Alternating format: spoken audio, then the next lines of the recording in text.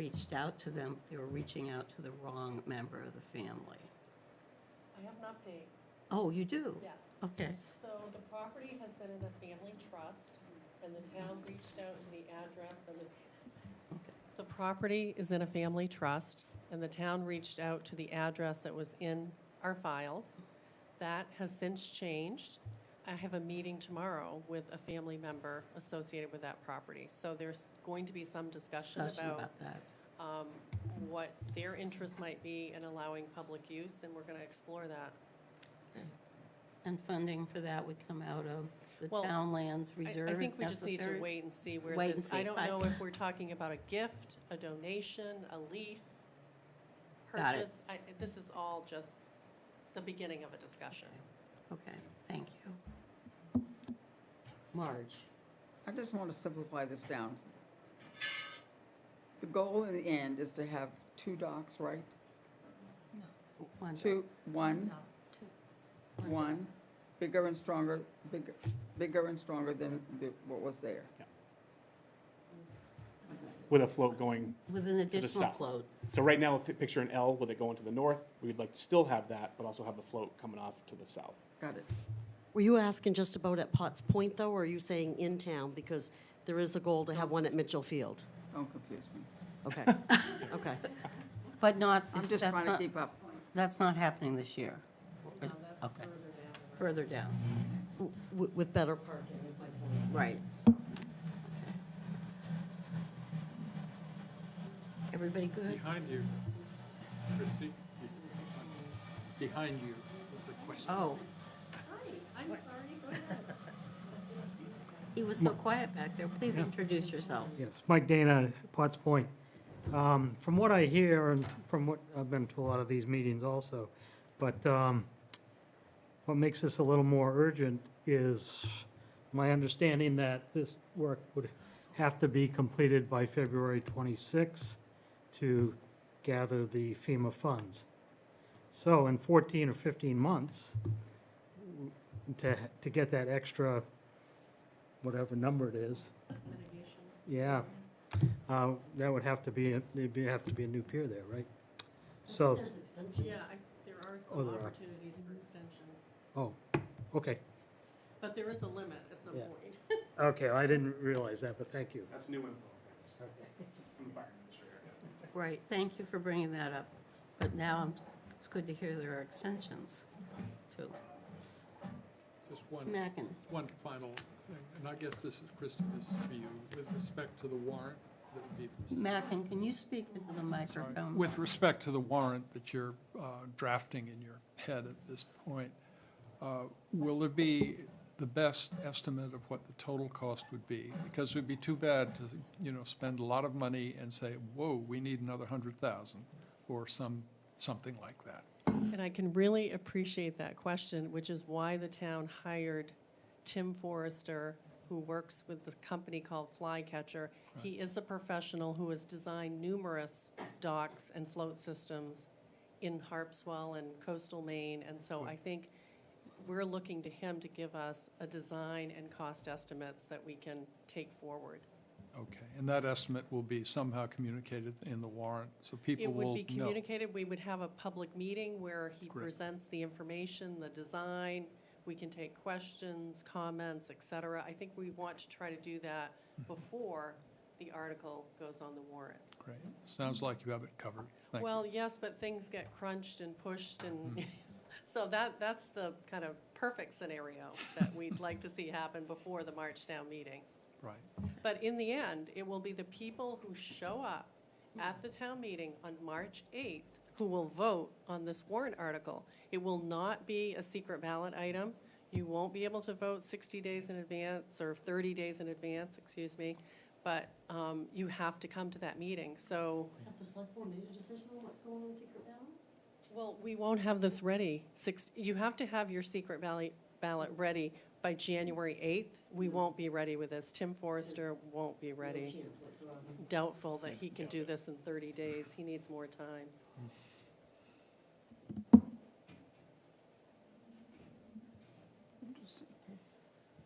Thank you, Paul. Thanks. Are we, I Yeah. guess we're good with the town dock for now. Thank you. That's just a precursor. Well, You don't want to hear about climbing over seaweed-covered rocks so No, we all don't. summer. it's good to have practice. Bad knees. Okay, thank you, and thank you, Mr. Dana, for speaking. May I ask, So- could we turn the heat down? No, Can we turn this? you're having a hot flash? Wait a second. It is hot. I think it's off. Wait a minute. No, I heard something. It's gone off. You turned it off? If Great. you want low, oh, that's off. Oh, that's off. You don't want it on blue, that's cold. Okay, I don't want cold. You're on white, and that's fine. Thanks. All right, let's, because Okay, back to the agenda of the business. Account 1226 is Town Landings. And that is Mr. Plummer's area also. So the Town Lands Committee has asked for an additional $10,000 for repair of Hildreth Road Landing. We believe it's gonna need some professional grading and maybe some material to make that appropriate again. It's just continually washing out and making it pretty dangerous for anyone who doesn't have a significant pickup truck. Or if you have a trailer, it's very dangerous. Is that to replace some picnic tables too, Paul? I believe it was What location? Hildreth. Graveyard Point, Graveyard? oh, great. Wait a minute. and I forgot my email that I sent to you. Says Giant Stairs and, no. Hildreth Road. Hildreth Road For fixing up the road, but there's also some funding for replacing picnic tables. at Hildreth. Oh, There's no No. picnic No. tables at Hildreth, At so I was Graveyard. asking which Where locations. did I read that? I did read it. Well, I typed 2025, replace picnic tables and regrade Hildreth Oh, okay, Road picnic Landing. tables someplace else. Yeah. Okay. Yes, Sorry At about that. Graveyard. Point. I didn't know there were picnic tables at Graveyard. There is not one right now because it rotted away. We removed it. So we're gonna have more than one, A new one. a new one. So one picnic table and regrade Hildreth Point. Okay, thank you. Do we have one at Mackerel Cove? Yes, there is one there. That- That one that's in seems to good- be in pretty good shape. Yep. But that's okay.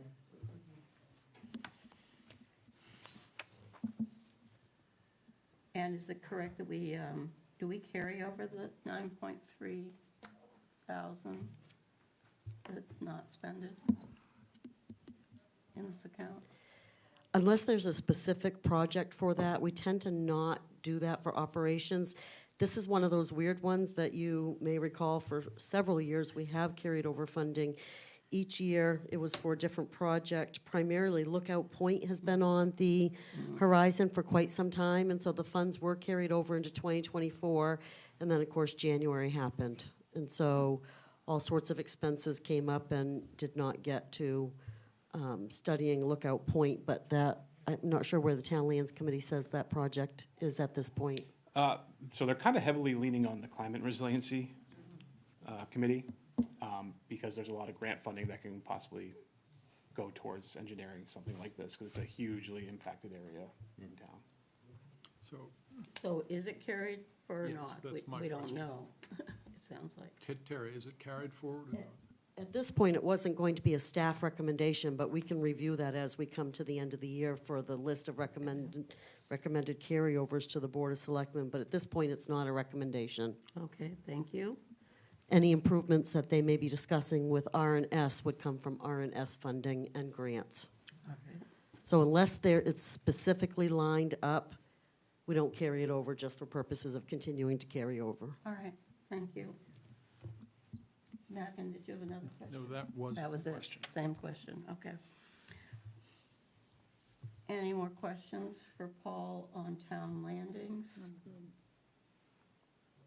Okay, law enforcement, I don't know that Paul, should we jump down to marine wardens and marine consultants? Sure. Do you, marine wardens, wait a minute, let me get there. 3110.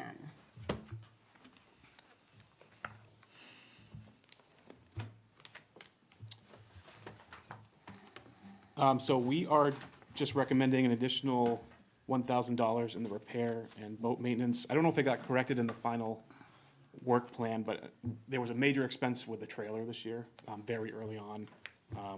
And initially in the books that I got, it had come out of the wrong account.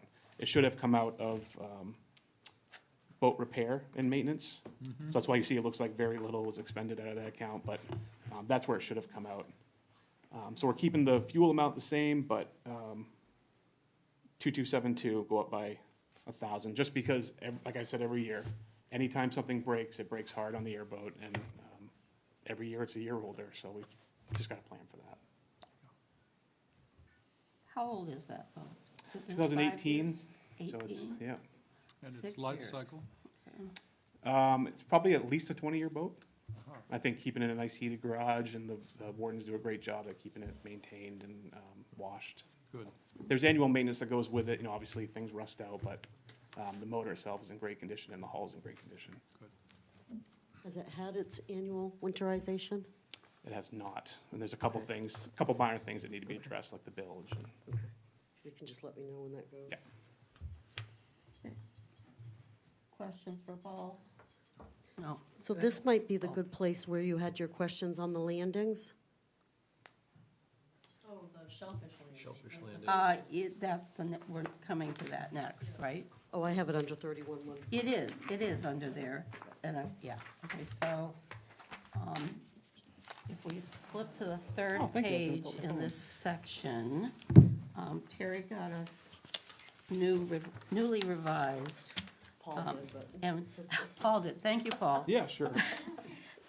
This information comes from you or the state? The state. State, and does this, for the oysters, well, for any of it, is it wild harvest or is it aquaculture? or It's both? gone back and forth, and I put it in the town report for last year, the caveat, and I can't remember which way it went, so I apologize. I'd have to look back. The soft shell and quahog is wild. It's the American oysters I'm not positive on. I'm not sure if that's both. And farmed. European? And European, there aren't a whole lot of European oyster farmers, so they mostly be wild. Oh, Snow Island doesn't. And the very last small. column on this, is that harvesters? It's just, Harvesters. okay.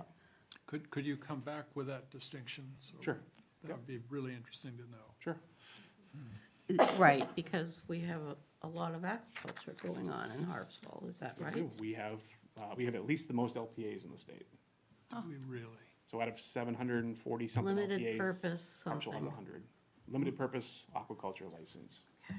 And those are annual? Annual renewals, yeah. How many of the other type do we have? Do you I think we have remember? 3 standard and 1 or 2 experimental, And that the are active. Standard are how many years? 20 years, 20 years, and experimental is? 3. 3, okay. In total, I'm sorry. Oh, so this is under our marine officers section. What is their role in the aquaculture? The shellfish wardens don't do anything with, so under state law, nobody can touch aquaculture gear except for a marine patrol officer, We do, a state marine patrol officer. state, okay. Yeah, the only 2 things that under statute, local shellfish wardens can't touch are lobster traps and aquaculture leases. So Okay. they don't play any role other than if they were just to help a state marine patrol officer with an inspection or something like that for officer safety. Okay, so we're not sure if, and it's American oysters only that are aquaculture? No, so European are farmed. I'm just saying in Oh, okay. totality, American is by far the largest. So farmed. it appears, yes. Okay. Go ahead. Question, total value, that's based upon some calculation of current market, an average or something? Yeah, it's the market that, I don't know how DMR evaluates it. I'm sure they pick down East Midcoast and Southern Maine and create an average on that. Very interesting. It just seems like a huge number. It is Yes. a huge number. For American Yeah. oysters? Yeah. For 17 harvesters? Yeah. In Harpswell? Yeah, $1 million. That's in Harpswell. Just in Harpswell. Just in Harpswell, and that's the value just in Harpswell. Yes. All these numbers are just for Harpswell. Yeah, And that's $1 million. of American oysters. Million too.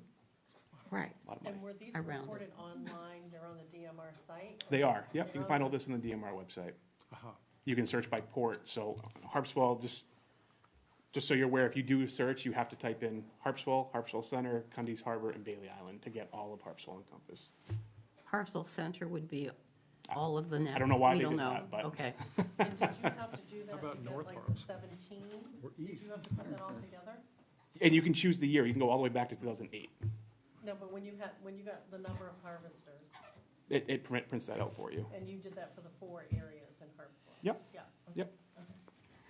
Just asking. Yep. Thanks. So to your point that this is largely or exclusively under state jurisdiction, does the town of Harpswell spend any money That's aquaculture, right? So- on this page? I would say the town spends a significant amount of money in staff time to evaluate these things, along with committee time. Well, committees don't get paid, but there is a lot of time that goes into reviewing these. The town does charge a review fee now that Harpswell was the leader in getting that change at the state level. So yeah, so I would say probably, and I'm keeping track of that with this new dispatch program we're using. So at the end of the year, I'll be able to provide you numbers on how much time was actually spent in aquaculture review. But it's significant in the scheme of things. So okay, I was trying to assimilate all that. We charge a fee for them, the aquaculture farmer, to come in and get his plan reviewed. Yes, And does that cover your expenses, or? I would probably not. It's $50 per application. And if there needs to be a site review, which is typically myself or Greg that goes out and just evaluates the area. So you're talking boat time, fuel, but $50 is the max amount that can be charged under statute. Oh. So we have no discretion at all to raise it to cost. Not without a legislative change. Not even, is it adjusted by cost of living annually, or is it? $50 is in statute, yep. If you're doing a renewal, so you have 100 of these that are annual, it's $50 every year? It's not, no, it's one time. So DMR just asks every year for the renewals, does the town have any issues with existing?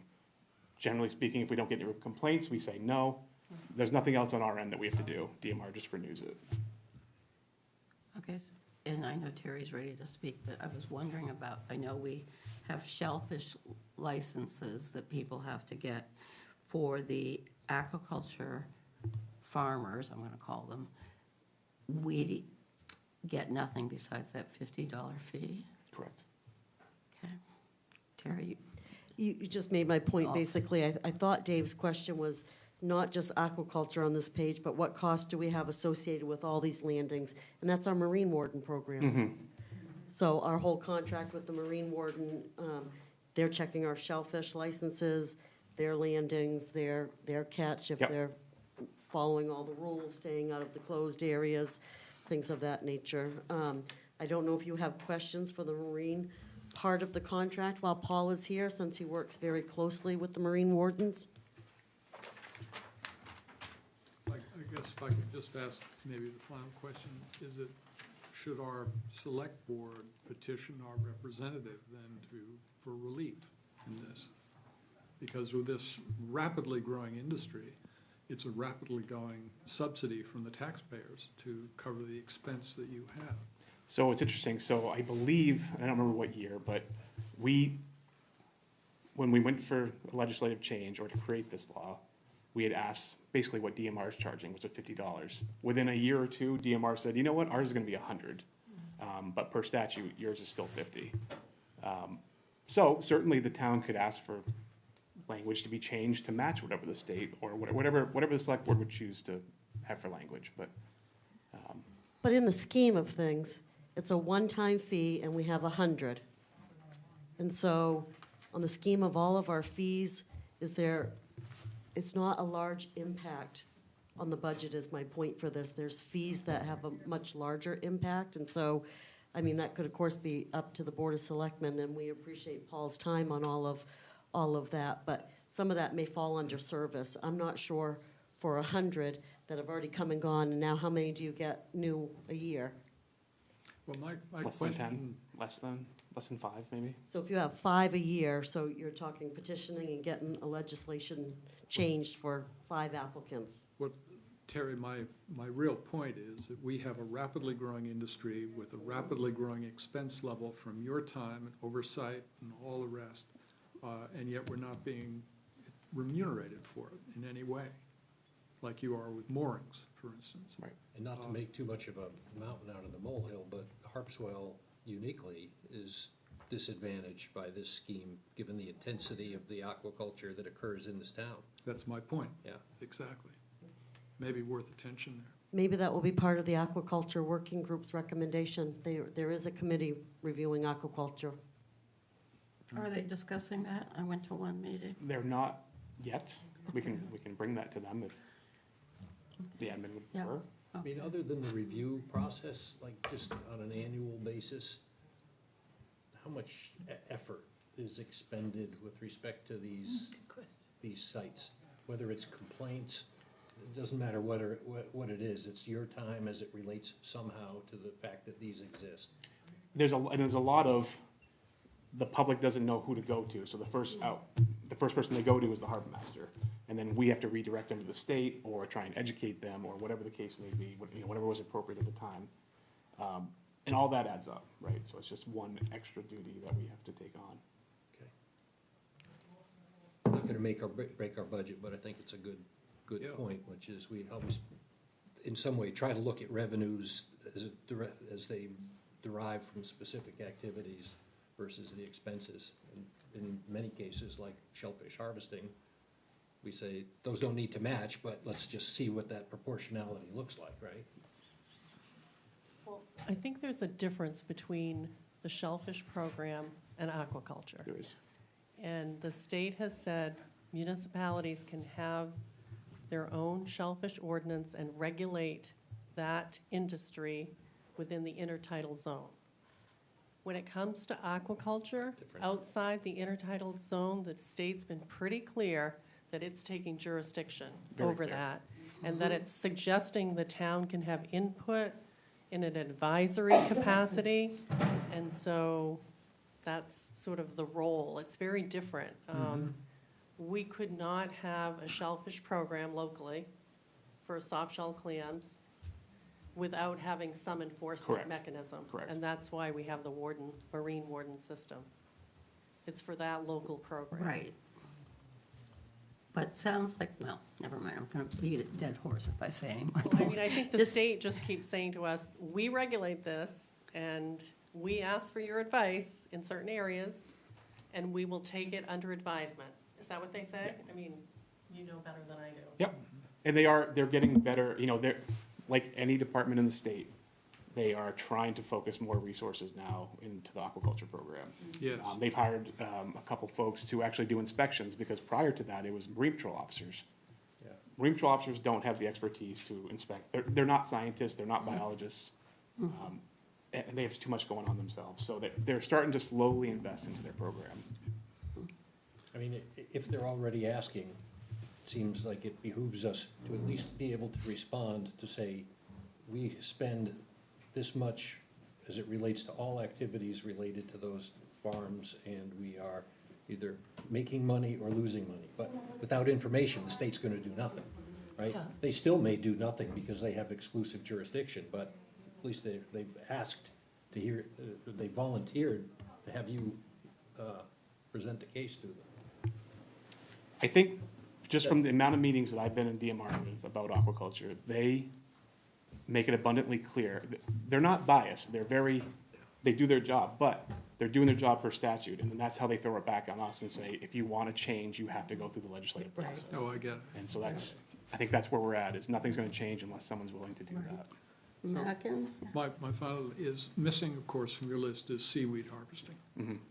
Is that involved, are you involved in the oversight there in We're any not. way? Nope, so this is just municipal shellfish program, and you also see I did not include razor clams, because there's so few harvesters that DMR won't release that information, because it's proprietary to the 1 or 2 harvesters.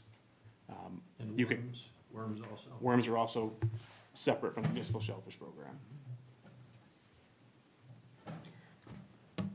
We just did fees a year ago, I think. Is that right, or was it 2 years ago? Yeah, it was A year ago. Year. And I thought I recall, correct me if I'm wrong, that we understood that about 20% of your time was for aquaculture. The 80% was for moorings, et cetera. And so we had our fees covering 80%. No, you're looking at me like. I don't think we had time for aquaculture in there. No, we didn't, but we asked him, and he said, yes. You know, it's- I thought he had 20% on landings, town property landings. But I mean, if you're, And Shellfish Program and Harbor Master. so, I mean, He's got If you want me to check. 140% of his salary. No, I'm joking. I feel like I just remember that number, but maybe you're right. You're probably right. I mean, the harbor You're the master expert. is, there's. It's a big job. Yeah, there's roughly 135K of revenue associated with that activity, which costs 171, so it's substantially, Yeah. pays its own way. Did we raise, We did we raised- suggest that the fees be looked at? And It was a anything year done with the ago. fees? Did we raise them a year ago, or was it raised before? For moorings, Right. it's been a while, been a little while. Well, we Yeah. did look at it. you did look at them and they were held. Yeah, yeah. I'm not suggesting that, those. Right. Well, that's where we came up with our numbers or something. But we have no fee for anyone using a town landing. But that's, as Terry's saying, 20% of his job. So it's a service to people. There's no dinghy fee? I thought there Yes, was a there, dinghy. oh, don't even talk about dinghies. No, don't Don't. We'll have to have the disclaimer again. Should we order in dinner? Only one, Well, thank we aren't talking about that this year because there's no place to put them. So back on our agenda. Thank you, Paul. I think Yeah. we're done with this part, is that right? Did you want to say anything about the marine wardens Not unless there's any questions? expenses? Did you want to talk about how, don't they go out and kind of do some water quality testing? They And do. maybe there's some- That's part of their shellfish operation. It is, yeah. So they, I mean, they don't just drive around and look and check for shellfish harvesters, you know, they're doing water quality sampling.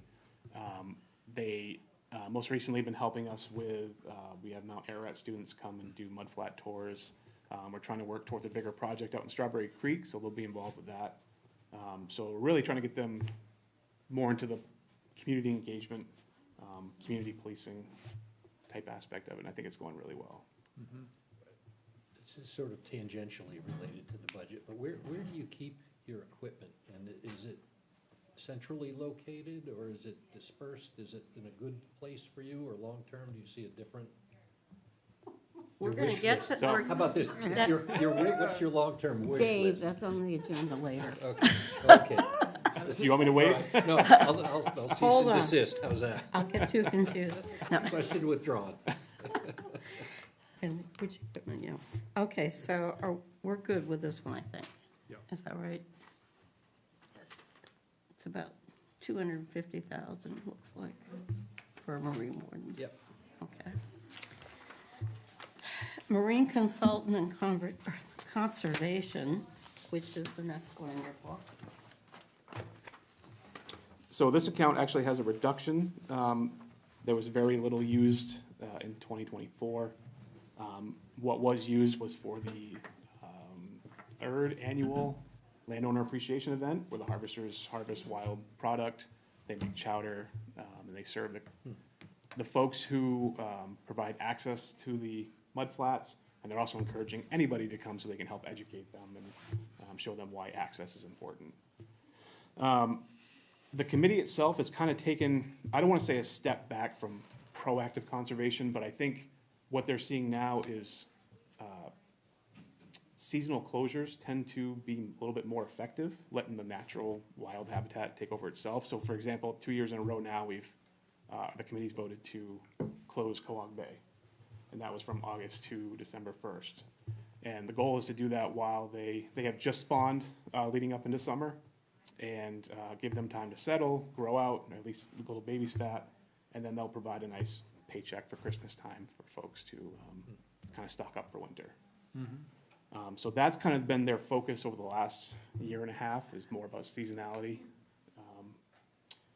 less about being proactive with growing seed, just because the amount of person power it takes to grow seed. If you remember, we had an upwell there a couple of years ago, and that took a significant amount of time. In fact, it came down to Greg and I, my deputy harbor master, cleaning it more frequently just because we couldn't get the help from the rest of the harvesters. So. Participation is key with enhancement projects. So are you not using the upweller anymore? We're not, and that was funded through a grant, so we got, that was a trial period, Okay. basically.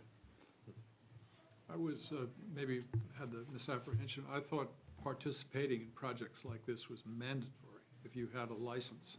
in They can town. buy their way out.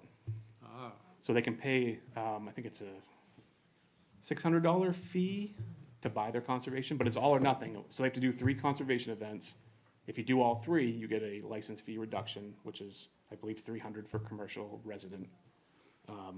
If you do not, you gotta pay the $600, but you can't do 1 conservation and get $200 off. So you have to do all 3 or none at all. is that working in your judgment? Because you just suggested it's not. You're not getting the help you need. Yeah, it's still not, I'd say it's still not working, because some folks say that they can go out in the middle of July and make that $600 in 3 tides, you know, and so that's just, they would have missed one of those doing conservation, plus 2 more, right, So so. the obvious response is no longer give people the opt-out. You know, just say, want a license? This is the deal. So does that fee need to be looked at if it's, Paul, remind me, before that change, isn't that how it used to be? You had to It is. attend concert, and so then that wasn't working either. So people in the 11th hour before licenses were to be applied for were running around trying to get doctor notes, trying to get all sorts of things, but that they didn't do their conservation. So the committee thought that this would be an encouragement to save some money. And so they've discussed different ways. Bottom line is somebody's always going to find a reason not to do it. And so they have been trying to figure it out. I think you have had more participation because there are some people that do want the discount, and so they will participate, but maybe they don't want to clean the upwell, or maybe they'll pick a day that picks up trash. So it's not mandatory what type you do. So this area, you can't mandate this. They can sign up for a number of different days, and it could be one that the day is better or the activity is better. What's your participation rate in the voluntary activities, roughly? Probably just over 50%, probably, maybe 60. It's not bad. it's not bad.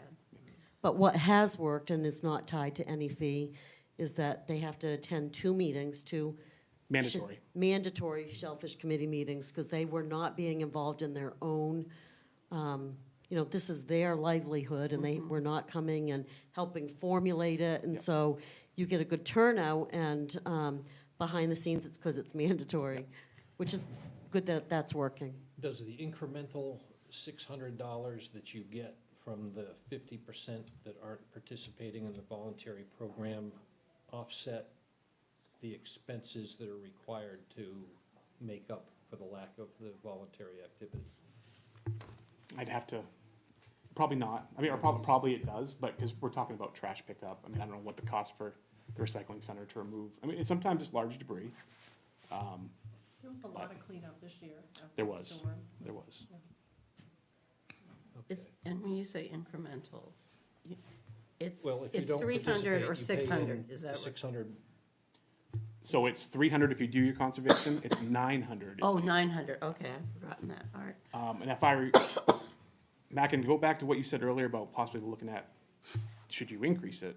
I believe we are restricted under DMR laws that we cannot go above a certain percentage for a license fee. So, and that's included, a conservation fee is included in a license fee. Percentage of what? I don't remember the exact amount, but it's a percentage that you can't charge X amount. I gotta find the language, I'll get it back to you guys. But it's a percentage of your fee, or what's it a percentage? Maybe the total fee. Yeah, I think it's the total fee, but Maybe the total fee. Do you know what Brunswick does for any incentive to conform conservation? I believe they can now buy their way out if they Okay. followed. It seems like we've exchanged information with Brunswick about what like works, the what Civil doesn't War. work, so. Yeah. We've looked at this issue. And are you Previously. happy with the fee levels that you're getting from the shellfish licenses? I mean, I don't have a stake in the fee game. I think it's appropriate to what's in the area, in the Mid-Coast region. We just went through that a year ago. Like compared what Harpswell And- charges to other towns, you know. I think you were here. Somehow don't remember that. but Okay, I'll take your word for it. Maybe- Prior to, Maybe before he joined. Dave joined us Yeah. in November and we Uh-huh. had meetings earlier that year. Okay. Okay, but there's no dust on that decision. That's a year. old. Right. That's- And it's about every 3 years that we look at fees or so. 5. More on shellfish? Oh, Jane, thank you.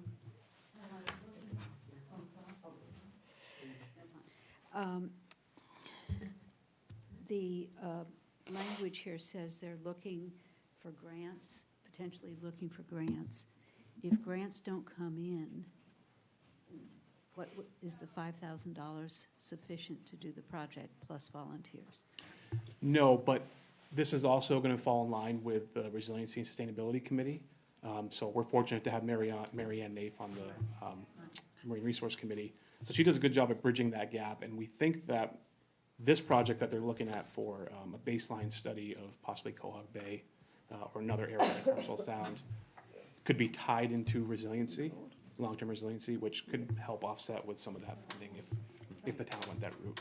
And the good news, the new climate action plan is emphasizing working waterfront more than it did Yes. before. So Yeah. there's likely to be more opportunities. So this would again be a collaboration with RNS. Yes. Yeah.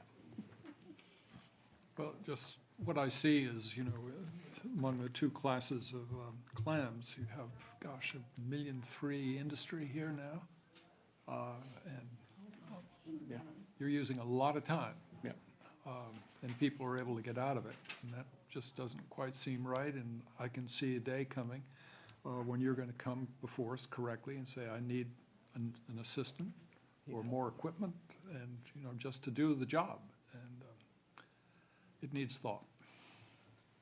That's, But this isn't For- him. This is Marine Wardens. Paul works with the Marine Wardens, but we have 2 full-time Marine Wardens. No, I think Mac is talking about the count we're on, right? It's the Marine Services? yeah. Yeah. Oh, he was talking about the landings for the, so, But that's the baseline is a measure of the activity that's going on out there that has to be overseen But and not thought by about. fall. Yeah, the permitting Well, and to some Oh, extent, yeah. yeah. The Yeah. permit- projects, anything the committee does has to go, I'm the administrative assistant to the committee, basically. is the way it- Right. So, I don't have a solution, but it just strikes me as something needs thought. I think the Quahog growth is pretty noticeable here. We've huge. talked about that before. From 2016 to 2023, I mean, that's quite Yeah. significant. It's huge. If I remember, you had a deficit of volunteers to seed cohogs or something, or am I misremembering? Clean the upweller, What was that? to clean the upweller, which held cohog seed. Yeah. But the Quahogs are kind of more resilient, is that what's happening? They're becoming more resilient to today's Than climate. the soft shell clams Yeah, are. and predations, soft-shell clams are way more susceptible to milky ribbon worm, green crabs. At least cohogs can, they're harder shell, they can protect themselves. Does the warming of the water in Casco Bay contribute to that? I think everyone is on the same page, that's likely what's happening. Mm-hmm. Years ago, there's pictures from the 50s and 60s of Campbell's soup just bailing cohogs out of McQuaid Bay. That's right. And then it dwindled again, and soft shell became the prevalent species, and here we are today. Does one license allow a person to eat any of these? A shellfish license? If I'm doing If they, wild- I'm sorry, what's the Harpswell question? license. Yep. Do you have your I don't have to Can you say, do I'm all just of gonna those go wild?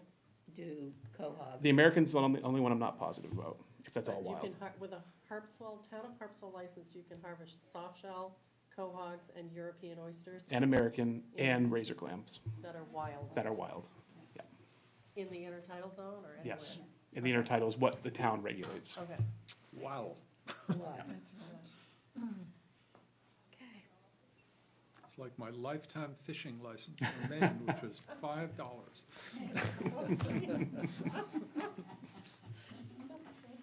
Yep.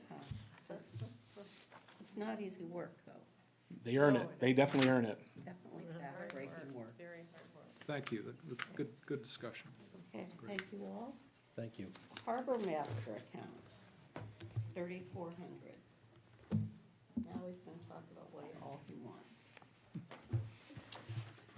Let's see, where are the big increases?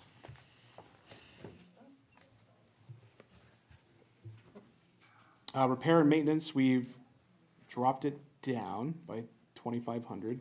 We still think we need to, get it decaled, just it takes a beating every couple of years. Chips the vinyl off the paint, or the vinyl off the boat. So just make that look pretty again. Talk about contracted services. Contracted services, Went up to 10,000 from 2. That's It says removal of the removal of derelict abandoned. boats. Do you need that? I think that was prior to the Harbor and Waterfront Committee making their suggestion about upping the Marine Hazard Fund. So I think we're trying to get it in a different way. But, so the Harbor and Waterfront Committee is suggesting going from 10,000 to 20,000 for marine hazard. So I think we could probably reduce that, assuming that that stayed, if you increase the Marine Hazard Fund, this could be reduced to not deal with the sunken vessels or derelict vessels. So back to 2,000 maybe? 2,000 is probably safe. I don't think we've gone over 2,000 in recent years. And if it's not derelict vessel, what is it used for? If then it's being used and it's being maintained, we don't worry about it. No, No, the contracted The services, 2,000, what's the in there. $2,000 in here, what does it get used for? So before we got the mooring hauler, we were using, just for an example, a local contractor to remove some of the aids to navigation for us because they're just too heavy to pull up. So it's just small odd jobs that we can't do. If we have to hire a diver, But you have a mooring hauler now. we do. Yep, but we don't have our own diver, so we have to hire someone like that if we needed dive services. It's odd jobs that. Odd jobs, got it. Questions? So that one tentatively will get reduced to back to 2,000. Yep, I think that would be completely fine. And repair and maintenance, you said was reduced. By 25, yeah. What's the fleet look like? What's in the fleet? It's a 2011 maritime skiff, 20-foot, and then there's that's only what's covered under here, and then the airboat is covered under marine services, which is a 2018 Diamondback airboat. Okay, so this is just that one boat? It is, yep. Maritime. Yep, Okay, and it seems like every year we have, something. we have a lot of electronics on that boat, so something's inevitably gonna go wrong. You want to get down So and it's- talk about the Linda? office equipment? Yeah, go ahead. So we're dropping to 28,000, is that correct? Which one? What?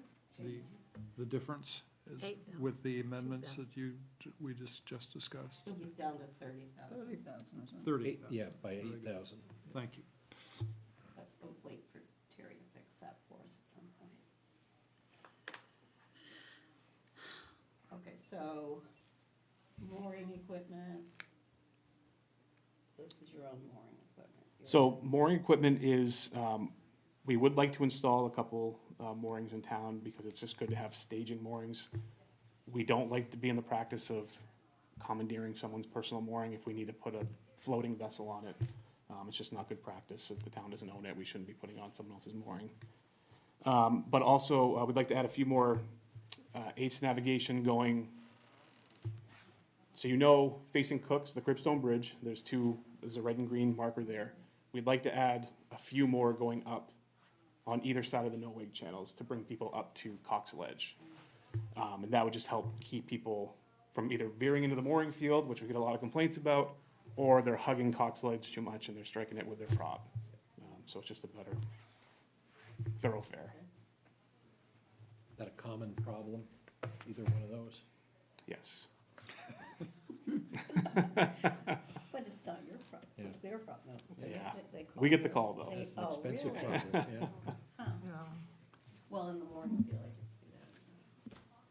my hobby horse, speed buoys through Bethel Point. I know, and you've asked for numerous years, and I keep promising them. They're on the list to get there. Yes. They just haven't gotten there. Paul, did you want to talk about how the town lands monitor is expanding and changing and now under your budget? Yeah, The so two key things, that one and also the new mooring software, if you could hit on both those topics? So the, under town lands previously, we had a park monitor, who would just go around and, make sure everything's working properly, people are behaving themselves. They're not law enforcement, but they're just a town staff that could friendly face to remind people to play by the rules. That did seem to work, and we can't always quantify that. You never know what the town seal and a shirt will do to persuade someone to behave, but it seemed to work. But I think the resource could be spent better to help my department in two ways. They could still do park monitoring when we don't need their help on the water. But I'm finding, as you guys are hearing, I'm spending more time in the office, and it's borderline dangerous to have Greg out there trying to do things by himself. These moorings can be heavy, this equipment can be heavy, it can just be dangerous. So we're trying to find ways that we can kind of mash a few positions together to help everybody. So it would help my department with hands-on stuff, and then when they're not helping us, they could go do town lands observations. So is that line 1005 that we're talking Wages about? part-time. Yes. So part of that increase is just inheriting this expense from a different part of the budget? I think there was $10,000 removed from the town lands budget. We just looked at that, and it was 0. It's moved over to the harbor master's budget with additional time, Yep. Yep. a So it's a longer little bit of period of both, yeah. time. And I guess a related question on that increase, even though it's just basically moving numbers. Well, but there's more time and money involved, yes. And does the person, Did you scope it out of going and hiring somebody to go and pick up a mooring that you've identified? I mean, one of the contracted services, is that a cheaper solution than having a town employee do it? So the town authorized the purchase of the mooring hauler because there are no contractors that are willing to abide by the town's insurance regulations. Got it. Okay. So we said it was just as easy for us to go do it ourselves. Well, it's got to be done. It's gotta be done. Yeah. Yeah. Okay, good answer. Thank you. does this person need to be able to operate the boat? If they're gonna go out? Ideally, yes, they would be equally as qualified as Greg or I, Okay, in case there were an issue, I'm great with that. 100%, yep. And you may have already addressed this, but what was going on with the office equipment line? Oh, we're getting there. Okay. Is that the next one you want? Or is there? I'm fine with going, jumping to that. So the reason that's so large is because, so Greg and I are involved with Cumberland County's dispatch system. And so with that, we're using computers, which are great for sitting here and typing a report, but there have been multiple times when the old computer we used would bounce right off the dash of the boat and go and hit the floor. So we've upgraded one. The one that I'm using now is a Panasonic Toughbook that can withstand quite a bit of thrashing and bashing. Takes the bumps when you're going over waves. They're about $3,200. They're expensive, but it's because of what they can handle. So we'd like to upgrade Greg's laptop to that in 2025. Can already. Got it. How old are the ones that you have now, the antiques? No, the one that I just got it this year, Okay, and then the one he's using is a few years old, but again, it's a desktop laptop. non-ruggedized. Yeah.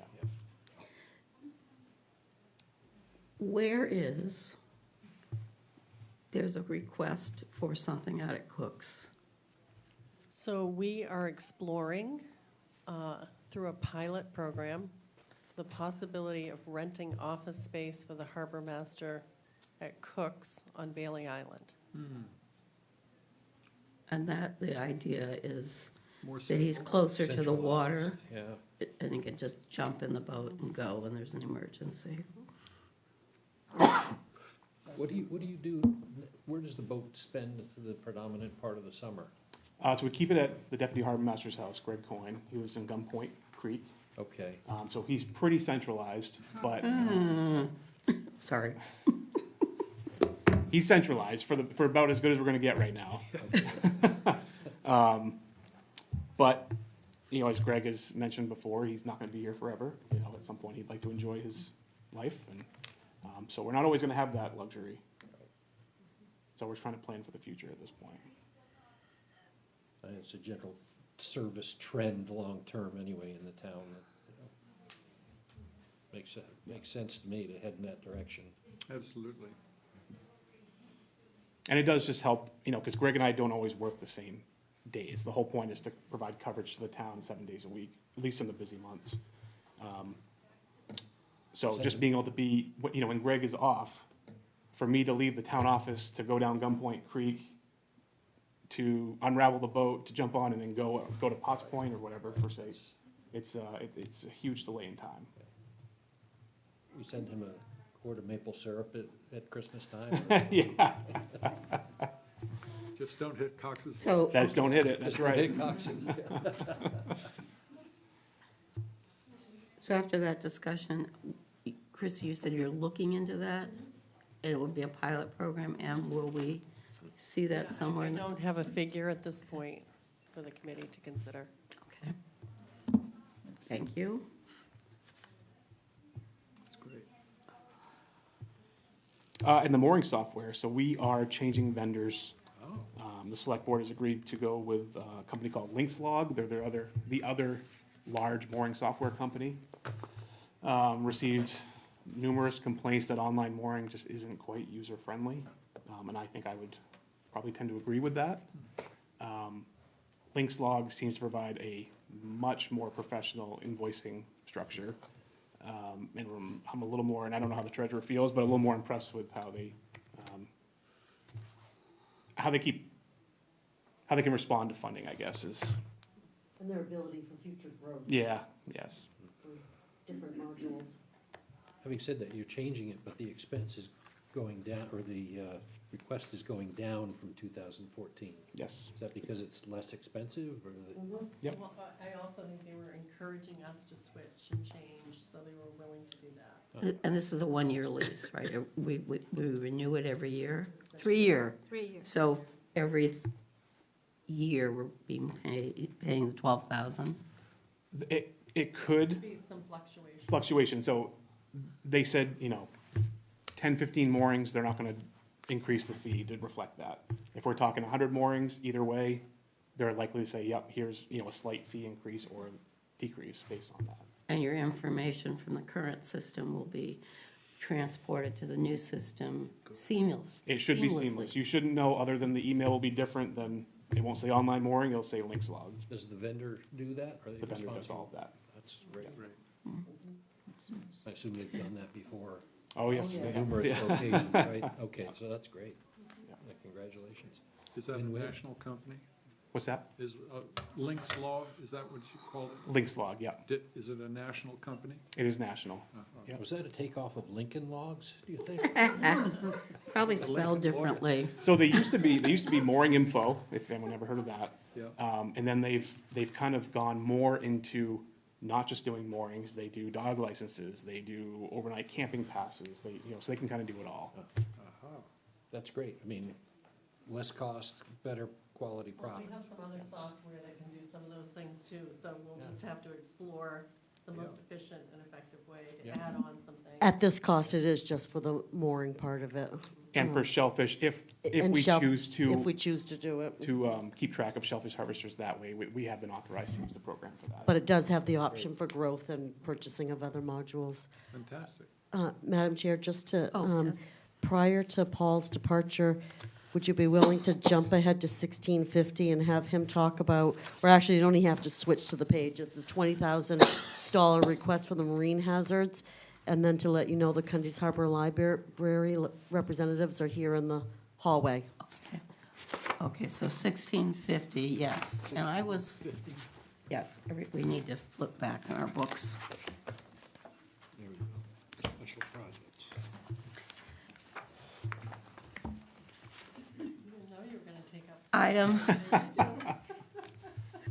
Item 1096 here, Marine Hazards Reserve, this needs to go up. Or the request is for it to go up. And you want to remind everyone why. So this year was, it was a unique year, but it's unpredictable. It started off the bat by January 20th, we'd expended almost the entire account because we had to clean up the town dock. We have since been notified that we'll be reimbursed for that amount to supply that account again, or refund that account.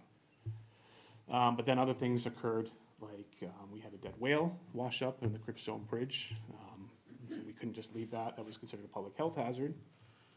We had a dead shark, large 15 to 20-foot shark wash up in Gunpoint Cove, right in front of someone's building complex. That was also considered public safety. It's just not a good. What kind was it? Basking shark is what DMR thought it was. So all these things just keep accumulating. They just keep adding up. And you never know. We've had vessels go down that we haven't been able to fund to remove. I'm not saying $20,000 would have even covered that, but it's good to have that reserve there, just because we can't predict what's going to happen year to year. Would you treat this as a reserve account, meaning you'd carry this from year to year? Yeah, so that's a good point. You'll see on your sheet that it appears to be overexpended because we are trying to track some things under that account. But we're not going to go to the select board and ask them to use contingency for that. We're waiting to see if we get our refund from FEMA within this calendar year and can offset some of those expenses. If not, we'll have to apply some over the balance that we had into another account to absorb that, because it is, you can't overexpend it, and without use of contingency, I should say, but the reserves. And so it will carry forward. As a matter of fact, the first year that was created, it didn't get used for several years. Small amounts it did, but maybe some of those things were being absorbed under Paul's budget. So we're trying to utilize this more and get a better, accurate accounting of marine hazards. And if there, even though you get reimbursed on these, I assume there's a timing difference between the need to pay and the timing of getting reimbursed for that payment? Right, and so as long as it's within the same year, we're okay. So we're hoping, this was one of the first claims that had been accepted by FEMA, so we make it. Calendar year? Or? Yeah, so it's within our fiscal year, which is calendar, yes. Okay. So, because if it So crosses, if it happens toward the end of your fiscal year, then, right, We just don't know. yeah, you need this kind of an account. right, I right. get it, I get it. Mackin. Was the Jacob Pike part of your expenses? Not other than staff time, no. Time. Took a Lots lot of staff time, lots lots of time. What was that? An all-seine boat that sank in New Meadows River Oh, okay, yep, I did read about that. came and was taken away. But I A lot of know time. Paul was instrumental in keeping the Coast Guard informed. Hours and it- of Coast Guard And it meetings. went up the chain, so to speak, and finally got federal attention and federal dollars paid for its removal, I know. not local taxpayers. Huh. So it was a Another- good end result, It but was. Yeah. not typical for the way Correct. those situations are handled. Nothing. was How's different. the Mitchell Field Park being handled? Is there any reimbursement for that one?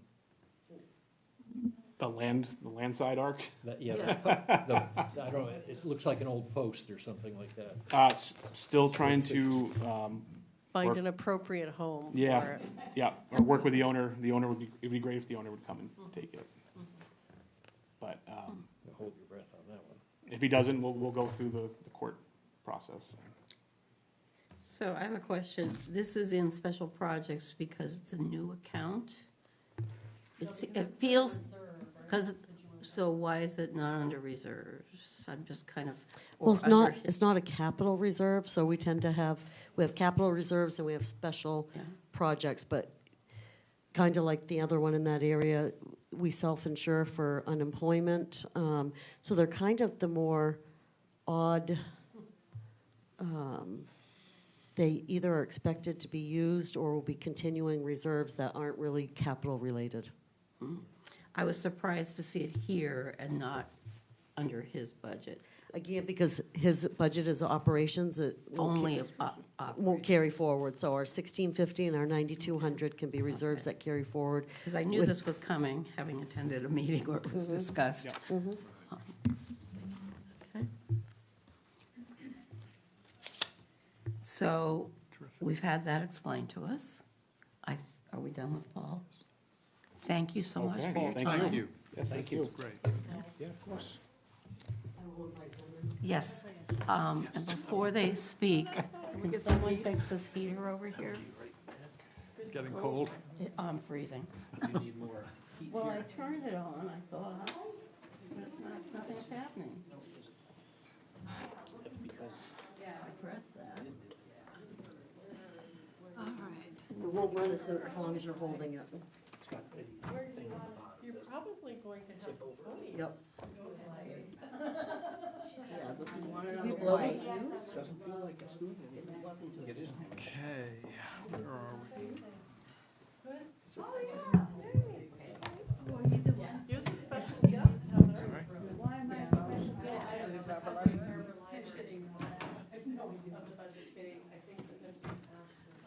Freezing. Yes, we have. Why?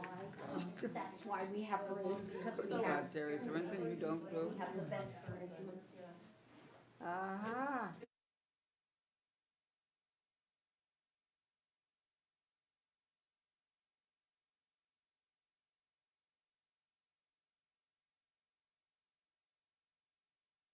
I gotta go grab something. That's better. Oh, and Mac, I've got a book. Do I have it not situated? I want it to hit both of you. How far will you rotate? Turn it. That, I said, I think that's the harbor master, and it's so, there's so much, right? So are you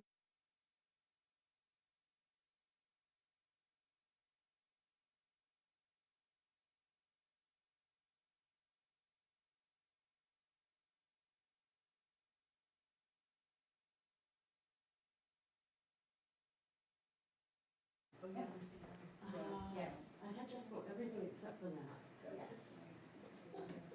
You decide it's not working. Yeah, Oh, we're- rotating. Oh, wow. We had to change the plug of. The break is gone. Thank you so much. I was freezing. My hands are cold. I think they just want We've lost answer their question. a third of our committee. No, he didn't. He's on the end. I know, but we lost Matt too. We are No, still he's recording. coming, he's coming. Calendar department. Oh, and Mac, and I have your book. Your book is in. Magic Mountain, it's in. Of the population. Thank There you you. go. What we're paying, all these their salaries. Okay, I'd like to get the committee's attention down at the end of the table. Down at the end of the table. David. I don't have anything, so. I don't even have what we asked for. I need a gavel sometimes. I did it for you. No, I don't care. She's the one who was So, seconding. Okay, I just have a library.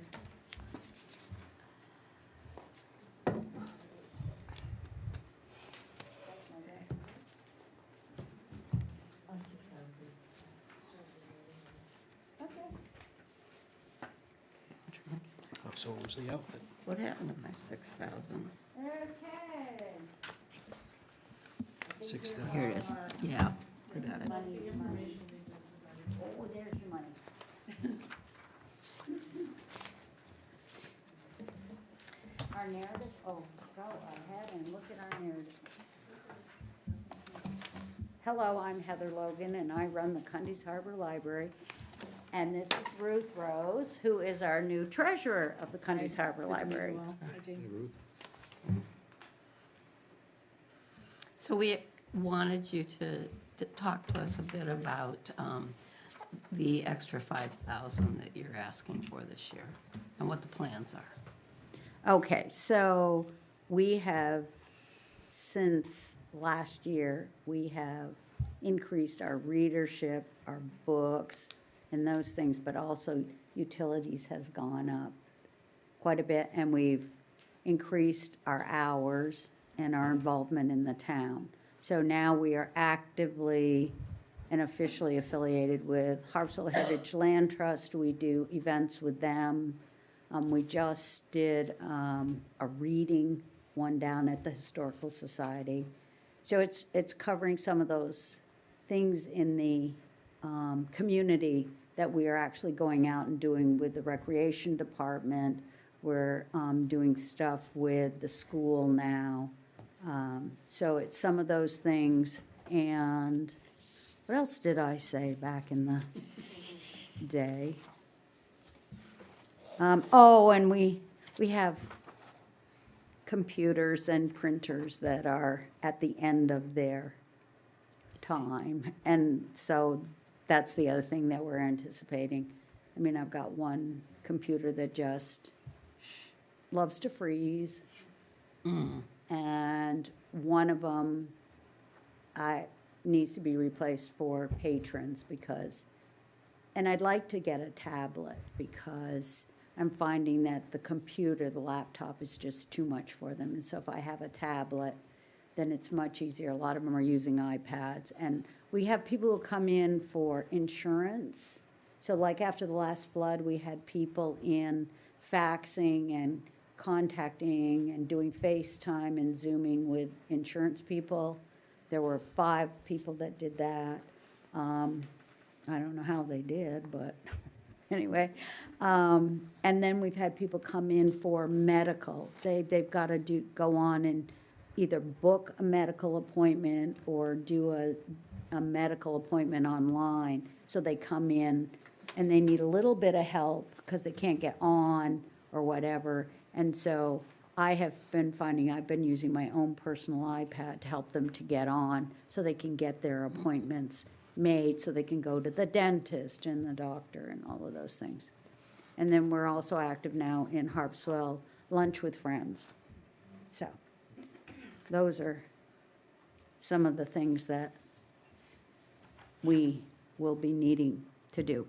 To what extent are you pushing on the private fundraising lever to meet your additional funding needs? That's the majority of it. So of your total budget, what percentage comes from the town versus other sources? We do, I know that last year we received 18,000.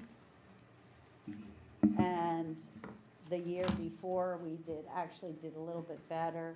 And this year, we've just started our campaign. Thank you, Mac. And so where are we at with it?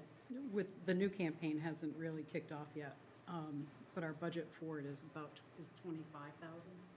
So it's still, the town money is still better than half of the total annual budget, for sure.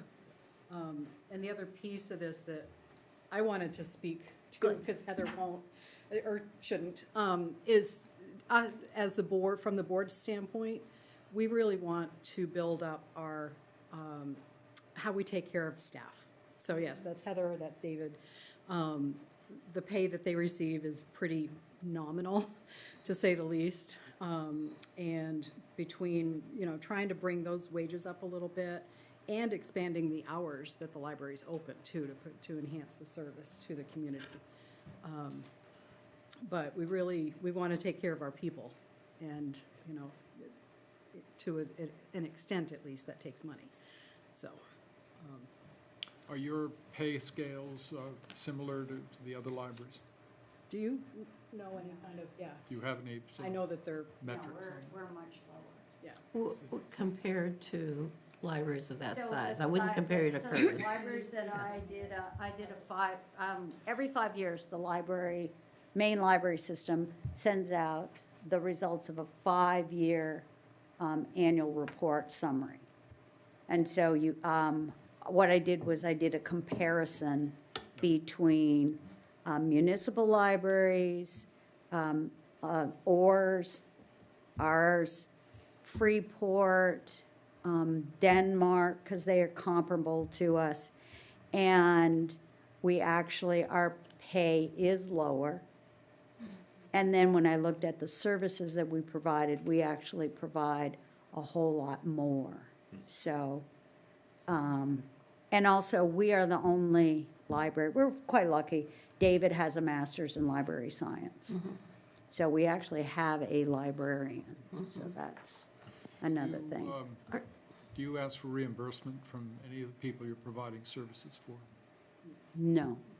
or some kind of a emolument?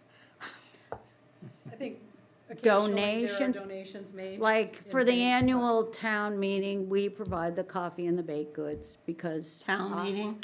Yes, annual town meeting, we provide. Harpswell's town meeting? Yep, Okay. we provide that because I think it's important to have coffee and something to eat while we're raising our little I hope you're thingies. selling it. No, we don't sell it. Oh, Wow. but maybe you should. Well, you know what, I gotta yeah, go but we put get out the cookies. donations, we put out a donation jar, and it covers the cost of the coffee and the baked goods, but it's more of a, that's Service. a service for the community, and that's something we figured out that for Cundy's Harbor, we're not a drive-by library, we're a real destination, and we're really trying to meet community needs. So for us to do something that, it raises our visibility. So, we've done some book sales, but that's not doing it anymore. Yeah. Do you, I know a few years back, there was this talk of some sort of interlibrary loan system that you might become part of. I don't think that really hit the ground, if I understand. Oh, Mills, yeah, no, Um, it didn't. Are you looking at being part of Minerva? We are part of Minerva. Yeah. We are, so let me So if explain. I wanted a book. You can come to my library and you No, no, can no, no, get no. it. No, okay, if I go on Minerva. Yeah. Will I see Cundy's Harbor Library listed as a source of a book? No, because we're on Library World, because our collection is not large enough Okay, for Minerva. okay. But if you wanted something on Minerva. I know, okay. Yeah, I use Minerva all the time, but I just was, I hadn't seen Cundy's Harbor Library. So when you say you're on Minerva, you get books through Minerva, but you, through Curtis Or Portland. or Portland? Okay. So it's not, Because anybody in Cumberland County can use the Portland Library for free as well and have a card. all right. So we do both of those. But, yeah, I go on Minerva and I say, I want to see this book, or who has this book? I don't see Cundy's Harbor. Right. So if you had the book, I wouldn't. And that's the same thing with oars. They don't have a Right. big enough collection. You have to have Certain like size. 10,000 books or something, and we don't have that many books. Okay, okay. So, And, Yep, sorry, Mac, and go ahead. sort of thinking about the future a little bit, you have a big jump in your revenue forecast, 40,000 to 61,000, that's in terms of percentage. How confident are you that you can really achieve that? And that you won't come back with a request for 35,000 next year or 40,000 or some It number? already is that. Our request is 35. our I request know is it is 35. now. I'm looking out into the future because of what you're forecasting with your 25 budget. Well, first, my major thing is I'm trying to replace our hardware, our computers this year. And that means I won't have to do that for hopefully another 3 years. And our printers are Got it. 4 years old and they're starting to go. Mhm. So it's mostly that tech replacement stuff. And how much then is the bringing staff pay up to a par number? We won't get there in one jump, No? but we're probably looking at roughly 2,000 to 3,000 per year until we get to that point. But we've got to work with those survey results and see That's 2 of the where they 30. really need to be. So the Yeah. extra 5,000, I mean, there was a lot of things you listed. Would 3,000 of that be going toward salaries or It's roughly wages? 50/50. 50/50? Yeah, between, Because I heard equipment. Yeah. Some of that's already was already in the budget. Okay. So the increase is about 50-50 between boosting salaries and. But you're hoping for 25,000 in fundraising. Right. And is your fiscal year the same as ours? Calendar year. Calendar, which is what we are. Yeah, yeah. Okay. So that would be 2025 that you're hoping for that. Yep. So since last year, we changed our hours, so we're Wednesdays through Saturdays, consecutive days. And we've had at least 20% increase in patron use because we're open. Uh-huh. And so we've had requests to open for another day, and we're like, well, we'll look at that, but there is now more interest in that. And I think some of it had to do with at the annual meeting, the town meeting, people got up and said, we want the libraries open, we want them to do more and more and more. So we responded with doing it, and they used it. They've come, and they've been using our libraries more. So I think that's been a good thing, too, because we have a lot more new card holders and more people using the library.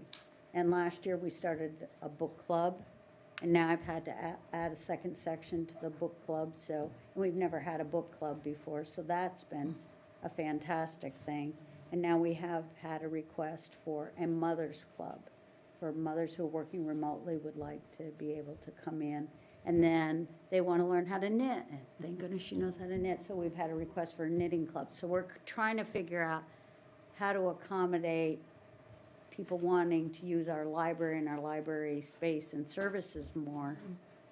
So if you ask, I guess they'll come. So we're trying to anticipate what it's going to take. And hopefully, if we have more people using the library and more volunteers, and we have a larger board now, that more people will realize what a gem the libraries are in Harpswell, because they are amazing. With your card hold, how many card holders do you have? You said you had a huge increase.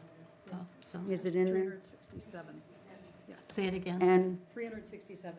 And do you keep track of how many of those are active or used in a year? yes, we do. We keep, So all 367, or? it's 90% of them, somebody's taking out a book once. Okay. And it gets skewed because we have summer residents. So we've got some people that only Come in the summer? come in the summer. Well, but they used it once, at Yeah. least, yeah. Yeah. Jane, did you have something? Yes, thank you both. I was curious when I looked at your front sheet that you talk about 2 volunteers. Is that correct? At the time that I did this, it was correct. We only had 2 volunteers. And you're not considering the board volunteers? No. Jane, I didn't hear your question. I was curious that it was 2 because there is a board and a larger board. And I said, There's a do what? you not consider, Board, do you but they're not not consider the board? Oh, I'd have to As look at the volunteers. bylaws, but I didn't see that the volunteers, Good, but I think. the board was considered friends, volunteers, I don't. Okay, yeah, just that clarifies. But now we it. have more. We actually now have 5 volunteers. So, That's good to hear, because with the addition of the activities you're talking about, sustaining it will require volunteers, obviously. and our board went from 4 to 7. So now we have a full board, which we didn't have before this year. And Heather, you have a generator there now, so if Yes. people in the community needed to go to a public space to stay warm or have, plug in their devices. Oh, yeah, You can and we're- accommodate that, should that need arise. And then we have, one of our board members lives in the harbor, and when that happens, he comes right down and opens up Opens up. the place so that people can be there and charge their devices and be there and do those things. It's huge. Oh, it is huge. It's really huge. We don't have a kitchen, so we can't cook or whatever, but we have crackers. And a microwave and a coffee machine, so that's kind That's of, all you need. yeah, so that's, yeah. So you're right, when it goes out, we do that. Because the other thing is our internet, don't ask me how this works, but it is out of the main library system. So we're not on Comcast or any of that. So our internet often will be working when nobody else is working. Huh. And if it's not working, Orono calls us and says, your internet is down. Don't know how that works. So Interesting. if my math is right, somebody should probably check this, maybe Matt can just, will do that. The request from the town is an approximate 15-16% increase year Yes. over year. Your annual fundraising goal mirrors that almost exactly, going from 20 to 23. Is that an accident, or, and how do No. you feel about that mix? Would you, how hard are you pressing on the fundraising side of things to increase that? It's a goal we intend to hit. So our fundraising letter is going out later this week. Because we're on a calendar year and a lot of people do year-end giving, we'll see a lot of that come in this calendar year. But depending on what goes over into '25, then of course there's next year's fundraising. But that's a target, like I said, that we intend to hit. So if there are extra things that we need to do next year in order to hit that number, we have every intention of doing it. Do you guys share ideas with respect to that kind of activity with ORS or Oh, any yeah, of I the meet other with local Oars. institutions? I go over to Oars Island at least twice a month, and Ann and I and Dan get together and we talk a great deal about fundraising, about books, how do book sales go, what can we do. We've got some kids' projects that we do together. Because we realize we are a different group, but a lot of things we have in common. And then I have been helping with the main library standards, because the NEC wants to have a library, so I go over and I say, okay, here are all the standards you have to have, which is eye-opening, needless to say, of what you got to do. And then both Ann and I are members of like the Rural and Small Libraries Association, which is nationwide. So if she goes to a conference or I do, or we do a Zoom meeting, then we talk about what the ramifications of that are. And so we're together quite a bit because we know we're stronger together. Yeah. And we share books back and forth. So sometimes she's borrowed books from me and I'll borrow books from her because I can get onto her database for her books because she's too small to get onto Minerva. Minerva also. They're not interested. And we don't really want to pay $6,000 to join Minerva. Oh, is That's that a what it is? Oh, yeah, it's just wow. We just go, wow. And we've talked about maybe together, we could band together and be one to do Minerva, but still, that's expensive.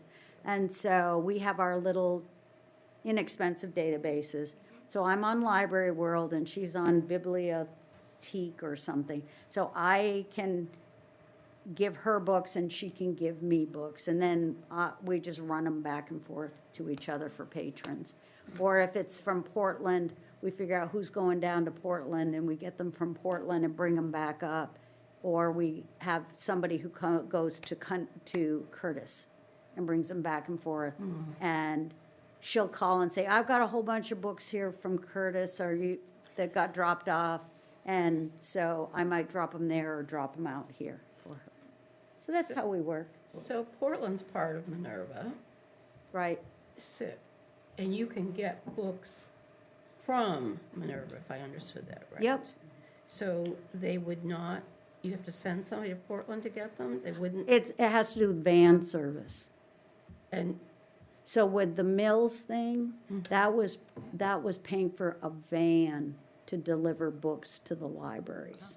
Okay, but so Portland would not send them to you because Oh, they do. They, They'll you said you mail would- them. okay. But if I want it don't know how real- they get to Curtis, but they get. Oh, they, oh, I know Curtis is- they've. They have a van service Yes. that is 6 days. It's amazing. They have Oh, 6 I know days. it's amazing. I use it. AM and PM. So that's why the quick turnover for them, and we're on their van service. How is your physical plant, building, the heating? Oh, we have system, renovated that whole entire thing for the last 3.5 years. Roof and everything else, so Thank you, town. Oh, what a project. you're good to go. I mean, from a damp, leaking basement to a sagging back, to a roof, to a chimney, to a parking lot, to drainage, to sewage, to, it's all been fixed. And we just finished cleaning out the whole back part of our lawn so you can look completely out onto the harbor. And then the other thing we provide for our community, because the community asked for this, we provide 24/7 live camera. So if you go to our website, you can see the lot, if your boat's on its mooring, what's going on, going down the New Meadows and up. And it also helps because then people who are out, waiting for their people to come back in, they can see when they've landed, when they're coming in. And they don't have to stay on the boat in some of that rough weather because they can watch it from their home now. So we did that because Matt Gilley wanted us to do it. So I said, I can do that for you. And so we were able to do it. And the person that installed it donated the monthly service fee. That's great. So we get probably, if you want to ask collection, we get about 370 to 80 hits per month from that live cam for people going on it. It's interesting. My impression, and I'm new to this subject of Cundy's Harbor Library, is that you guys do a lot with a little. We do. When I did that, the 5-year comparison, we had the lease coming in, we don't have an endowment, and we were doing so many things. But then, I'm from here, so I just want it to work, so. Good for you. And so is Ruth. So, but that, because we're not a destination, and there's not much reason to go down there unless you're a working waterfront person, we realized what we had to give was our expertise to all the other nonprofits. And then we started the Working Waterfront series, and we started doing some of those things. And we were meeting a big need that we didn't realize was there. So we've kept doing it. So your insurance budget is flat, actually down a little bit. Yeah. That's not realistic in today's world. We haven't seen a quote for next year. It's possible Okay. that was, yeah. Yeah. And do you get insurance through a group, a library group, or something? No, I don't know I that don't part. believe so. I don't It's a think direct so. policy through, I forget who it's through. Might be, It's a what kind of policy? Well, we're talking property liability. Yeah. Right. Yeah, yeah. And I don't have all the details memorized. No, I I just stepped understand. into the treasurer's role about a month ago, so forgive me a little bit here, but. We'll give you another week. Yeah, thank you. But yeah, and in fact, the next year's budget had already been developed when I came aboard as well. So, but I know that, they're round numbers, and some things will come in a little high, and some things will come in a little low, and. we just And, completed a discussion of the January storms. Yeah, yeah, that's a big one, and we hope doesn't repeat. But going back to your, Yeah. Heather, your comments about Oars Island and things you're doing with them, do you combine on various common expenses, like insurance? You all- No, No. uh, Or maintenance, things like Yeah. that. no, we've is that a never, I worthwhile- don't think we've ever even wrapped our heads around that, thinking, Another Might be step. worth looking at. Sometimes you can get a better I mean, deal with a slightly larger premium. let's go here. It's been great for the last 2 years, and I have really made a commitment to forge a cooperative relationship together to provide for people and share books and share ideas and be committed and share our expertise. So it's been new. We haven't gotten to the part where, and to be honest, that's why we have these people, because we're all about we're gonna make these backpacks and we're gonna do this and we're gonna make these bookmarks and we're gonna do all that. But combining for insurance, no, I don't even think about that. They might need to consider you as one entity or something. Well, Yeah. I'd suggest we I've have thought that about, I have conversation. thought that, it might be a really good thing if we had Harpswell. When I've actually talked to Dan and I've talked to Ann about it, if we had a overall library, Harpswell Library with our branches. Good. And then we coordinated, because we did talk about, well, if we did that, maybe we could afford to get onto Minerva, and then we're like, oh, that's a lot of money. No, but that's the right kind of discussion. Minerva's fantastic. It may not be I use for it every more, but week. it could be for more backpacks, right? No, and I think that's where Ann and I came together, is how do you feel about a library? What do you think about your library and your community and your library and your community, and how can we stretch our bucks and do it, but financially, well, let's face it, both of us haven't really had, in the past, some treasury issues, so now we are gung-ho that we want to, we really want to do something, and we've worked with the bookmobile, and we've worked, that's why I keep trying to help the neck people, because they're bound and determined they're going to have something, but if they're going to, they have to know the rules. You can't just, I keep saying, maybe you just want a telling room. I don't know. So that is something that I had thought about for a long time, is if it could be more coordinated. Because to be honest with you, I have people that come over from Orrs and Bailey Island and from the Neck that use our library all the time. I have a volunteer that comes over from the Neck to volunteer. And then there are people from the Cundy's Harbor that go over to Orrs and use Orrs. So people are using all of our libraries, and Curtis, and Topsom, because the kids from Cundy's Harbor and Harpswell tend to use the Topsom Library because they go to Saginaw County to school, so they get a Topsom library card. Right, they can. Yep. So it just gets very complicated. Well, this is all music, and it's great. But we are really open to being as lean and mean and give as much back to this town, because we know it's important, and Orrs is really willing to work with us, and we're really willing to work with Orrs.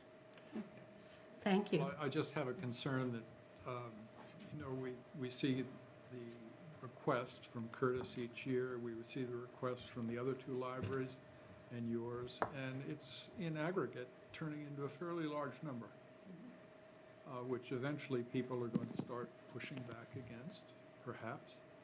I don't know, and in anticipation of that, because I hear that, that's why I also met with Portland and said, what exactly, as a Cumberland County library, that's our area person, and that's our area library.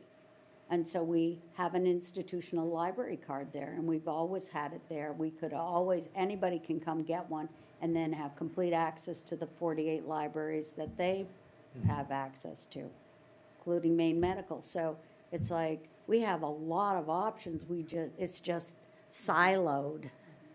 So I've been trying to figure out, how do we get it all together so that if you get a Portland library card, is that gonna work for you?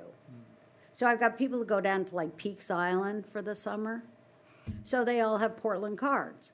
Because when they go down there, they got it from us, but they go down there and they can use their Peaks Island card because that's part of the Portland library system. So, It's great. Thank you so much for Yep. coming in and talking to us. Yeah, well, thanks for letting me come in. very informative. Both of you, thank you. Yep.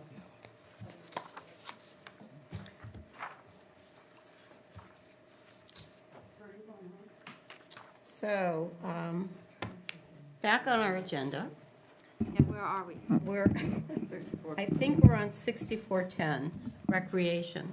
Madam Chair, did you want to go back to 3100 law enforcement? Yeah, let's go back. You s- Oh, we did skip that, thank you. Small number there. Yeah, exactly. Okay, just 1 second, please. Find it. All right. Going back to,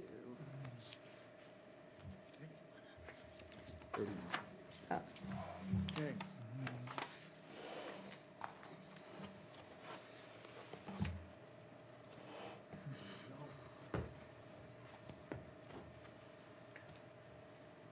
Do you know, is everybody on this page now? I was just kind of on vacation and holidays and so forth. Is that not sure what the right term is, but the longer you've been there, escalating?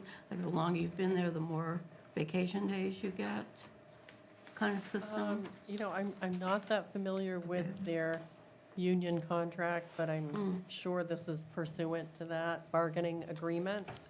So this contract that Harpswell has it covers 3 full-time deputies with benefits and compensation time, et cetera.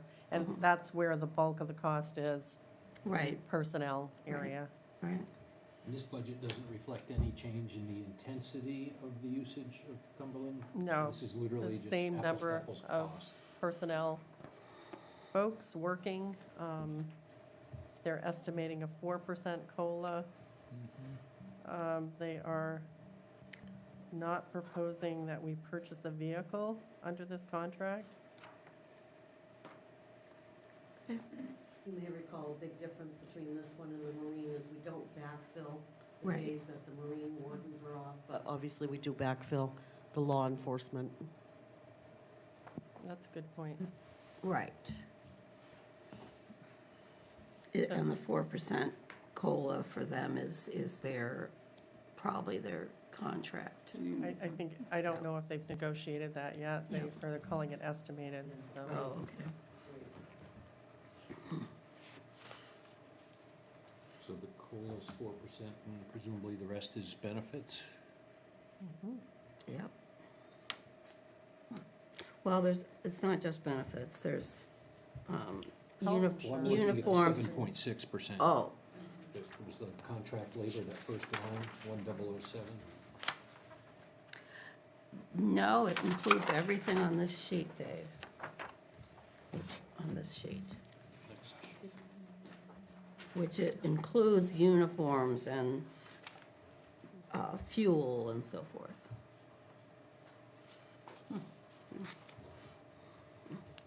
I And the think body I cam is- looked at this comparatively to last year's, and I think I saw a big jump in the health insurance area, but I'd have to double check that. Okay, Well, that triggered my question to the library about insurance. yeah. I'm surprised that body cam, is that an annual subscription service or something? It could be, It's huge. could be. I'm sorry, where are you, body cam? Under Second from the- operational costs, there's Second from the taser bottom. and body worn camera, they're all Oh, yes, carrying yes, those. yes. Is that new? Or Um, no? I think No. they may have received grants initially for Yeah. body cameras, but I think this could be more of the software aspect or Yeah. Mhm. some type of, I mean, not to make light of those, They but take a beating, those those cameras take a are beating. puny numbers compared to the. Literally. oh, right, This is all yeah, pump. yeah, yeah. This is all The pump benefits, personnel right? cost is huge, yeah. Yes. Is there any way to, make sure you guys pulled your hair out over this, is there any way to manage this number to a lower number, No.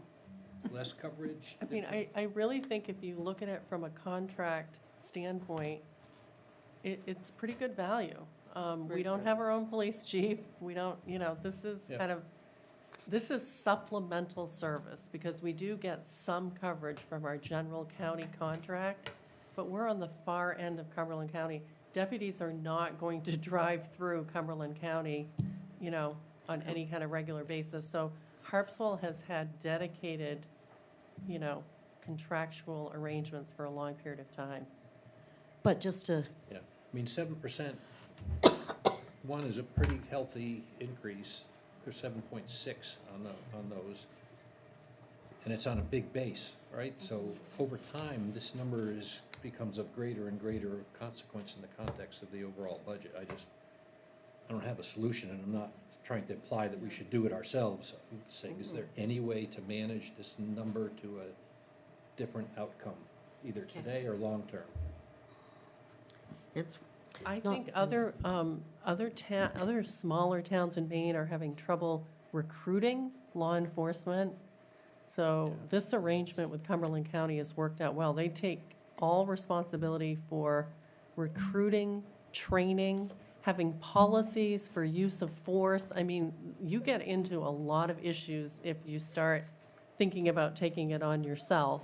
And if you don't want to work with your county partner, you know, Brunswick is not interested in us collaborating. Their taxpayers are paying for their Brunswick service. So there's not a whole lot of ability to be creative here and coming up with some different model.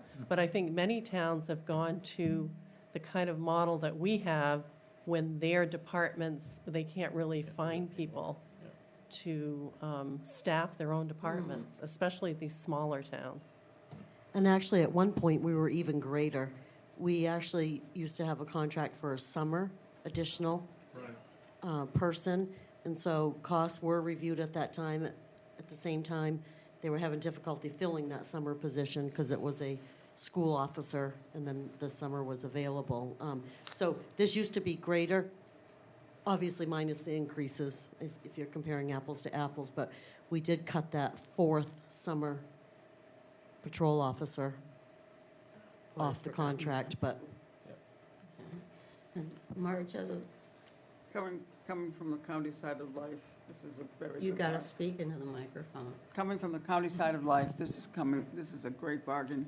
This is a really great bargain. You can't even, the coverage that they provide and their response time and all of the training, all the equipment, it's a great bargain. Mackin? It's just my only question, this was rhetorical, because I'm certainly no expert here, is that this is a big base and the number's going up, And we have no control. And we have very little control over this. And, you know, The alternative we is focus a worse. lot of It's time and not- attention on $30,000 budgets or $32,000 budgets, and here's a $500,000 budget. And there may not be a better solution. You guys have sat here a lot longer Right. than I have, but But you can't even begin to do it's a hard this one. Every time I get, yourself. what's that? We couldn't even begin to do this for this cost if you chose to eliminate them and start. There was no way. And, you know, and I remember the years, and others here too, before we had fire coverage help, paid firemen people. And we've got an EMS garage now that we didn't used to have. We've got paramedics that we're paying for now that we didn't used to have. It was all volunteer, and it's not anymore. And you do something like this, you'd have to have a police station. Oh, yeah, no. And all that. So We have a greater my- population, population increase greater than what she's talking about.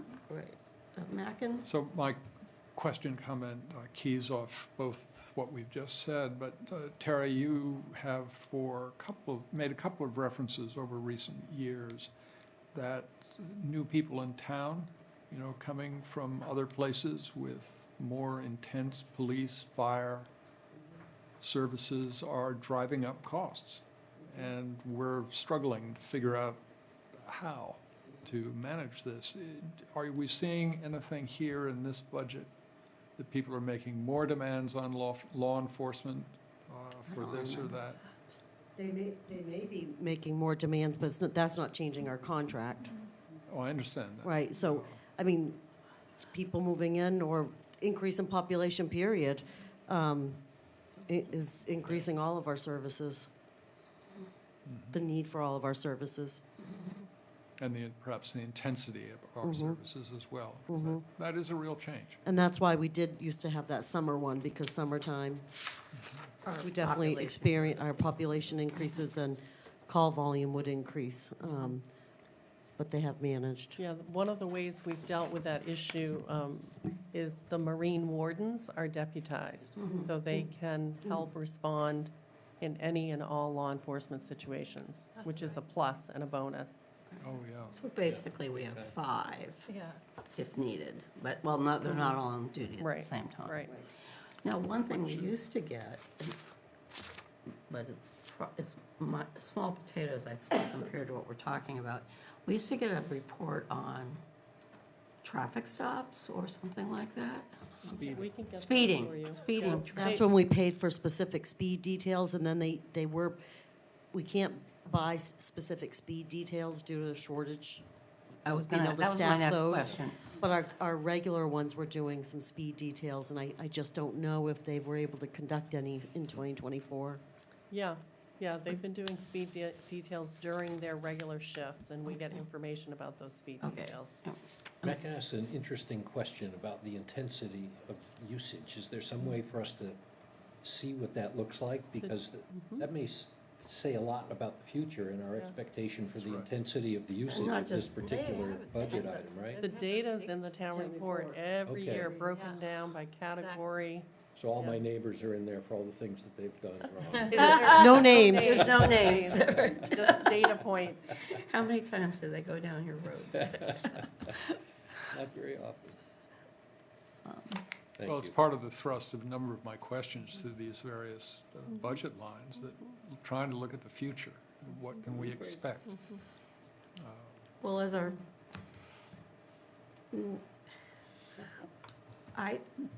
we're in a good spot, I think. We have a lot of summer people who help us pay our taxes. Yeah. Yeah, And, lucky. and also have some valuable homes on the water. That's right. That are paying more taxes. Yeah. But they're only here half of the year, or less than half the year. So, Which Yeah. creates less of a demand on the services. right. If only we could Yeah. have these guys take their vacation in January Yeah, or something. yeah, but you know, Okay. But that data, we'll all look in our town report for that data from last year. Thank you. Jane, did you have something? No, I just did the same thing, that it's in the town report. Yeah, thank you. Okay, back to the agenda, we were, recreation programs, which is programs is 6410, and after that. Several accounts. Now, in my book, it's 6420. So 6420 is our town department, Okay. and then the rec programs, 6410 is Trufen. Every year we have this, and I Oh. wish I could reverse the numbers, but 6410 is Trufen Somerton Ball Field, which is considered under the program area. So, I don't have anything for that. I don't have it. so flip to the one after 6420. After 6420, then you'll see okay, so that's 6410 through Oh, I 6498. see, okay, yeah. except it's Mine says- 6430 to 6499 I don't in have my book. 6410. You have 64 No, thirty. switch to 6430, the one Okay. right after 6420. Got it, it's there, yeah. That's all our, oh, and there's Trufant Somerton And- Field, Right, so, which is the 6410. right. So anyways, Very confusing. what I handed out to you today, and Dave was here last year, okay. So, just by refresher, rec programs, that is its special revenue fund. So voters approved many years ago that the funds received and raised, and less the expenses, would stay in this special revenue fund for recreation. So you'll notice on that summary sheet, we don't show you expenses, because the sheets I handed out to you today show you each account, the amount that was appropriated, expenses, revenue, and that's how the rec department's kind of evaluating what's working, what's not, what changes may need to be in there, or what they know is going to go in the hole, if you will. And so everything that is raised and appropriated in here remains in this fund, and at the end of the year, If there's a surplus, it carries forward in the special revenue fund. If there's a deficit, then the special revenue fund is reduced and carried forward. Truth Somerton itself, you know, cuts into that carryover quite a bit every year. So this is for operations. You don't have to have a special permission for. Slow down. Where are you? I don't, in this? I'm just talking generally that whole, all those sheets. Okay, I don't see, the first one I have listed there is baseball. Your top sheet you just flipped over is for Truth Somerton. Okay, it doesn't, oh, it says TS Field. It does say 6410 as well. Oh, So that first sheet, and then Okay. each page thereafter is in numeric order about each program. I guess what I'm saying is you don't necessarily have to take time to review this right now, just understanding that everything remains in this fund, whether it's a fund total reduction or increase for the following year. okay. So there's a big and- deficit with two. I'm with- sorry? Yes, with Truth Somerton. Okay. And so operational, there's no special vote or requirement to use the carryover. It's for operations, it will just either reduce or increase the carryover. But if there's special projects that are for capital or for something new, a one-time thing that you're not going to fund through appropriations, the Recreation Committee needs to review such a request, and then the Select Board ultimately give approval for use of the carryover. I'm bringing that up because that's leading me into the fact that a request that came in after this budget was put together was for twofold, two items here, is a very large apron paving to the entrance to Truth Somerton Ball Field. If you all have gone in there for a hike or for some of the events that are held over there, there's that slight hill as you approach it, and it really erodes out every single year, and the water runoff. And so the rec director, whom you're going to hear about under 6420, who recently moved on, is recommending, and the committee recommended, and an estimate was received for paving this apron, very deep apron, if you will, part of it, at Truth Somerton Ball Field, which is at a total cost of $10,100, but because the land trust also has a trail there and uses that, they have put in their budget $5,000 to go towards that project next year. So the request from the committee is to raise and appropriate $5,100 for the rest of that cost for the Truth Somerton paving. That needs to be added. So where is that? That we should just add that? It's not on here because it But we wasn't. should add it. It's being asked if you would add that, yes. So the 2,000 goes up to 7,100. Yeah. Correct. So in that vein of discussion, where does the $15,000 for the Giant Steps Trail go? We saw that earlier discussion. The 15th, under town landings?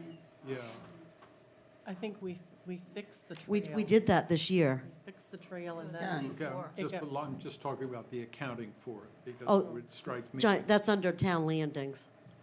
So town landings is all of our town properties excluding Mitchell Field I see. and Truth Somerton. Okay. Truth Somerton is part of the special recreation revenue, special fund. And that was, they tried to always keep that cost low there because when volunteers built the field, It was great. it was hoped that the sign revenue and that actual raise and appropriates could be very minimal to the taxpayer. But It's life not changes keeping up, and yeah. it's not keeping up. And so, so that's one request before you. And then at the same time, and I know this will get more convoluted, Devil's Back, they are also recommending that an apron be paved there at Devil's Back as well. Is that on lands? And that's under the town lands, and so, They were- Didn't we already do town lands? So they were earlier with Paul here. Yeah. But I'm bringing it up now because I need to come back to you at next week's meeting about that, because the recommendation from the committee was the 5,100 be raised and appropriated for Truth and Somerton, but the 5,400 for Devil's Back come from carryover. Another property can't come from that carryover. It has to be the special revenue fund. So I need to go back to the committee and tell them they need to reverse, probably raise and appropriate 5,400 for Devil's Back and use from the carryover of 5,100. I just wanted to mention it to you today while we're talking about that. If that's the case, there'll be no change to the rec programs. Oh. Because then the 5,100 may come from, but there would be a change to the town landings budget. So Okay. please But stay you're going tuned. to talk to us about that next week, some more. Paul introduced it today, but you don't usually do consensus on an item until the week later, so I would like the reservation to discuss town landings next week, At the beginning, before we do consensus. please. Thank you. So, okay, so what you're proposing, nothing on our page, whatever page this is going to change from what's listed here. Correct. Okay. Okay. So now, if we go back to 6420, Are we doing 60? aren't we doing 6420? Yeah. Yeah, okay. Yes. So, and you wanted to talk about, we have a change in personnel there. It didn't change the budget for next Okay. year, but I was mentioning that when we were talking about programs, because the paving came in from the committee and from the rec director at that time. We have an interim staffing plan right now. The assistant who, the program coordinator and another rec staff member, Tom Mahoney, they're kind of working simultaneously together right now while we're accepting applications and interviewing for a new rec director and community services coordinator. But so the rec department's budget is only changed by salaries and wages, and that was with the global 2.5%. And we will work through interviews and hopefully have a person for recommendation prior to year's end. Great. So there wasn't anything specific on this that you wanted to point out to us? Any questions from the group? Okay, thank you. And the next item is account 1600 contingency. Give us a second to get there, Terry or Christie. So contingency. Oh, I'm sorry. But I only asked Terry for the second, so. Then I said, or Christie.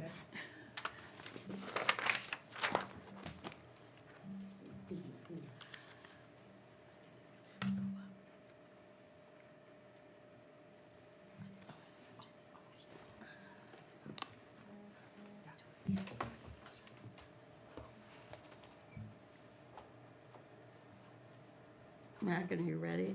No, I can't, I have no. 1600. I know. 16. I hear you. Oh, okay. Do not have 1,600. Or if I do, I'm not seeing it. There it is. Come on. Okay.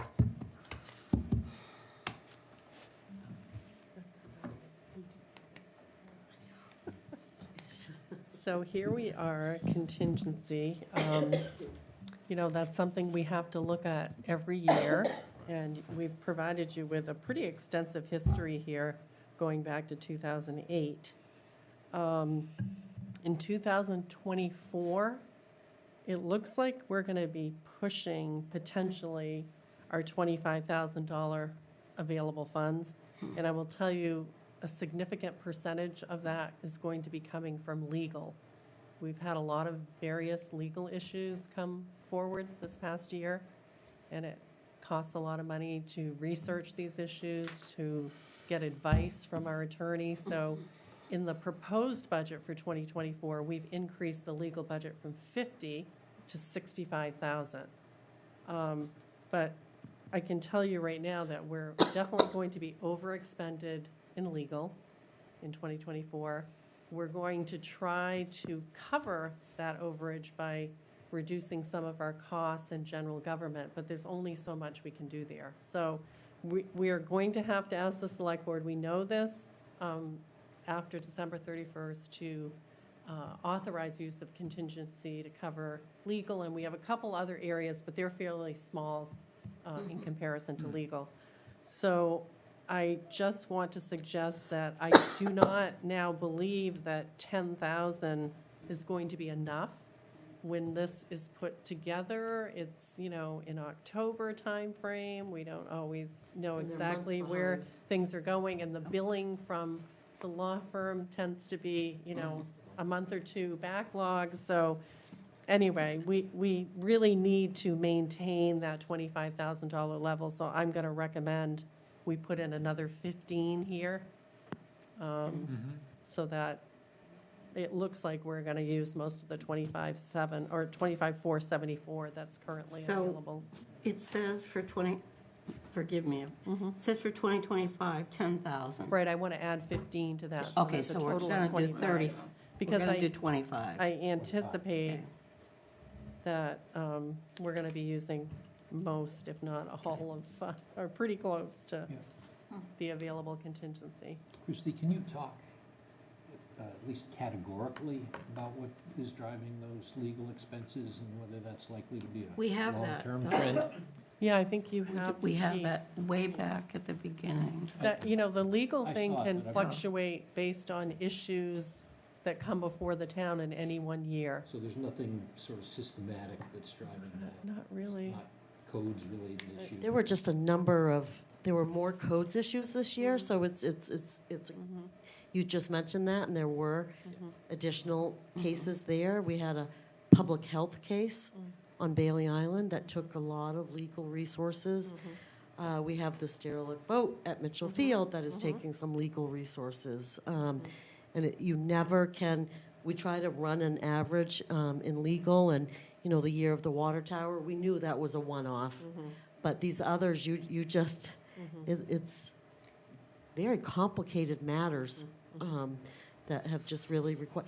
Generally speaking, on general questions, we can go to MMA under our membership and get general, and so all of our people that are authorized to use that when you can, but that's a question about interpreting the ordinance in one area, not these people split this lot here and there, and and so it's just, as Christy said, just can never really tell, but there have been an increase in codes and just public health, Do you think abandoned there's property. anything in the nature of the town and how the town is changing that is likely to just increase the legal intensity, the intensity of the legal bills that we get? I know it's lumpy, but is your sense Well- is over time that this is going to become a bigger category?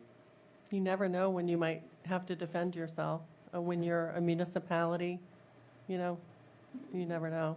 Yeah. But in those cases, maybe we'd have to have a special town meeting and appropriate more funding if we saw something like that happening. Is 25,000 enough? It meets our policy. We actually have a policy about how much to carry in contingency, and it's kind of based on usage. So, maybe that's going to need to be more at some point. Because again, you can't predict. Right, I mean, nature of the But beast. worst case, can you go to the general fund if you need more money? Or you have to get You can- approval from the town for that? So legal is in the warrant article with general government. Okay. So anything in the general government, if we've underexpended somewhere, that will help, cover the overage. But when you get to the bottom line on December 31st, and sometimes it takes a little bit later because you got to get all your bills for the fiscal year, we know right now it's going to be over. We kind of have an idea of what that number's going to be. It's going to be over 15,000, we anticipate, if not more. But we are, Christie emailed the law firm asking to get up to date on the bills, and we're going to try to slow down some of these cases that can wait. We're trying our best to manage it, but, you know, there's just some things that can't wait. And so we're just telling you in advance, and the select board's been informed too during my treasurer reports, that we are going to be using contingency this year. Is it possible, that based on that additional information, that this number might increase prior to the budget being finalized, the request? Or do you, Possibly, but okay. I would feel fairly safe with 25 based on our history, but it's climbing here, and that does concern me. It really does. When someone, I'm back on legal for a second, if someone challenges a codes decision, let's say, and legal has to get involved, and it's finally settled, do you recoup any of the legal Well, expenses? there's a possibility to recoup, yes, in a, If there's it's, a consent agreement, there's a possibility of recouping. If we end up in court, there's a possibility of recouping.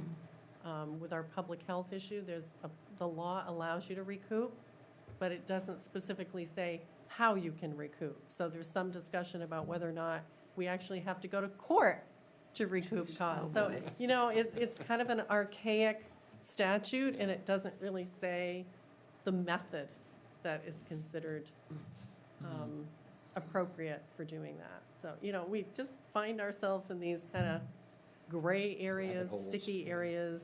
You know, we always try to be careful about involving legal. As Terry said, general legal questions can go to MMA, but the minute you start to have more specificity, they say, you need to talk to your own attorney about that particular situation or, you know, the details around something. But we can get good general advice from MMA, and we do. This comment goes back to what I asked you, Terry, about newer people coming from different places with more immediate expectations, more aggressive, more litigious, all the rest that goes so much of urban areas in the United States now. I'm wondering if you're beginning to see that. I think we are in this area because as lots are very decrease in the ability for selling, there's more creative ways to try to figure out how to split and sell lots. That's creating some needs for our own attorney. There's some creative ways being brought forward on how to rebuild certain structures that don't necessarily meet the ordinance or the rules. And so it's really, the market's really pushing those two areas, the creativity. Yeah, I think, you know, to kind of play off of that, the value of the property is so substantial that, you know, people who are purchasing, you know, they tend to have the means to really push some of these issues. That's right. But I don't really like to characterize things. No, generalizing kind is of- a bad idea. Yeah, That's it's not right. fair. But right. But the theme has come up numbers of times in our discussions. We see that, you know, not very frequently, but with the zoning board of appeals, it's taken to a different level. So you sort of feel the pulse a little bit that way. It's different, the stakes are higher. Well, any way you can figure out ways to recoup. If you come and challenge, and if you lose, you have to pay the attorney's fees. I mean, that's pretty common practice in a number of But different. that could go the other way, Courts. too. Thank you. Thank you. So we did special projects when he was here, but we didn't go through them all. So we're going to go back. So 1650, So I have a couple of these. oh boy.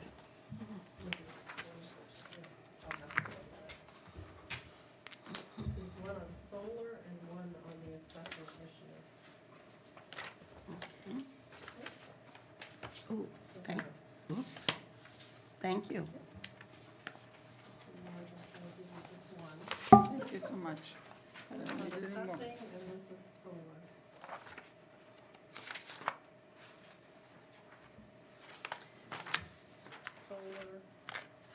Thank you, thank you.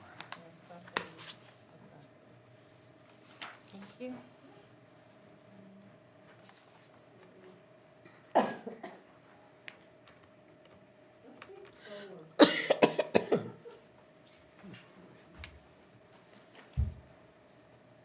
So what you see in front of you with regard to solar is a request that I received from the Energy and Technology Committee.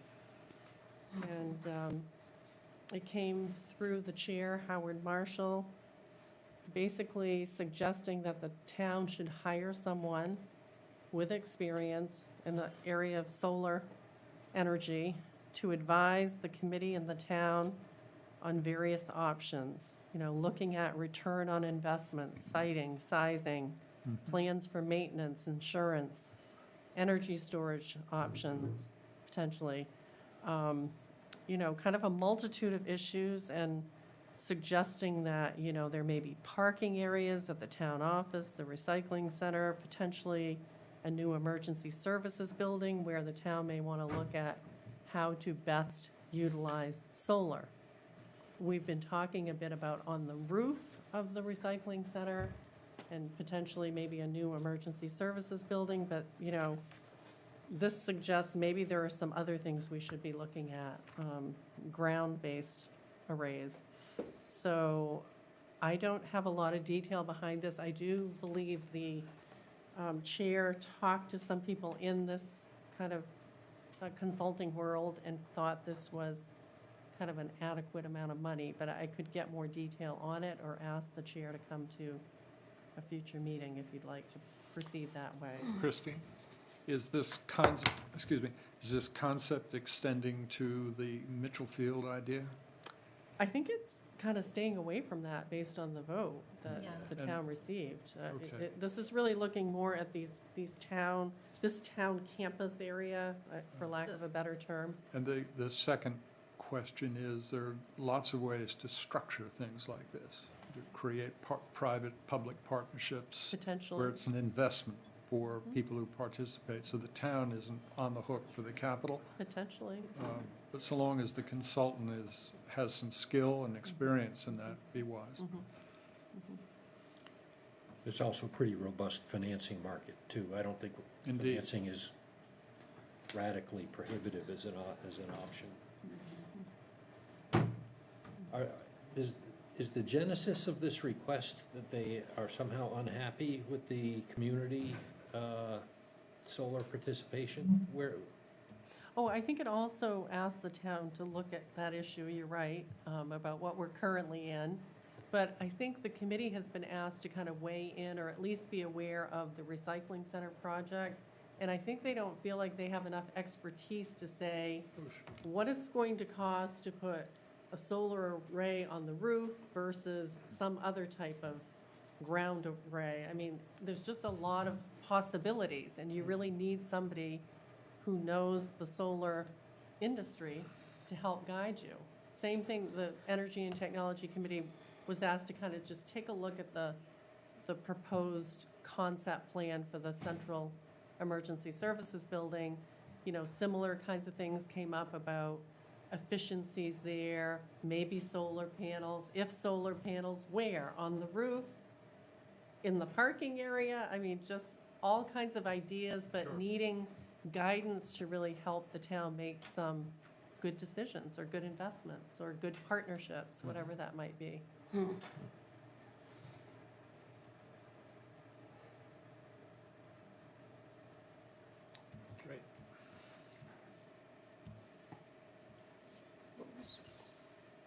Running through my mind is, did they get some of these solar people who provide this to come in and talk to them? And maybe, you know, I see Jane nodding. And they just, because I was just thinking of my own home, if I wanted to do a solar array in my side yard or on my roof or something, I'd get somebody to come and talk, I'd get several come and talk to me and tell me what's possible. Did they do that, or? Without any cost? Yeah. From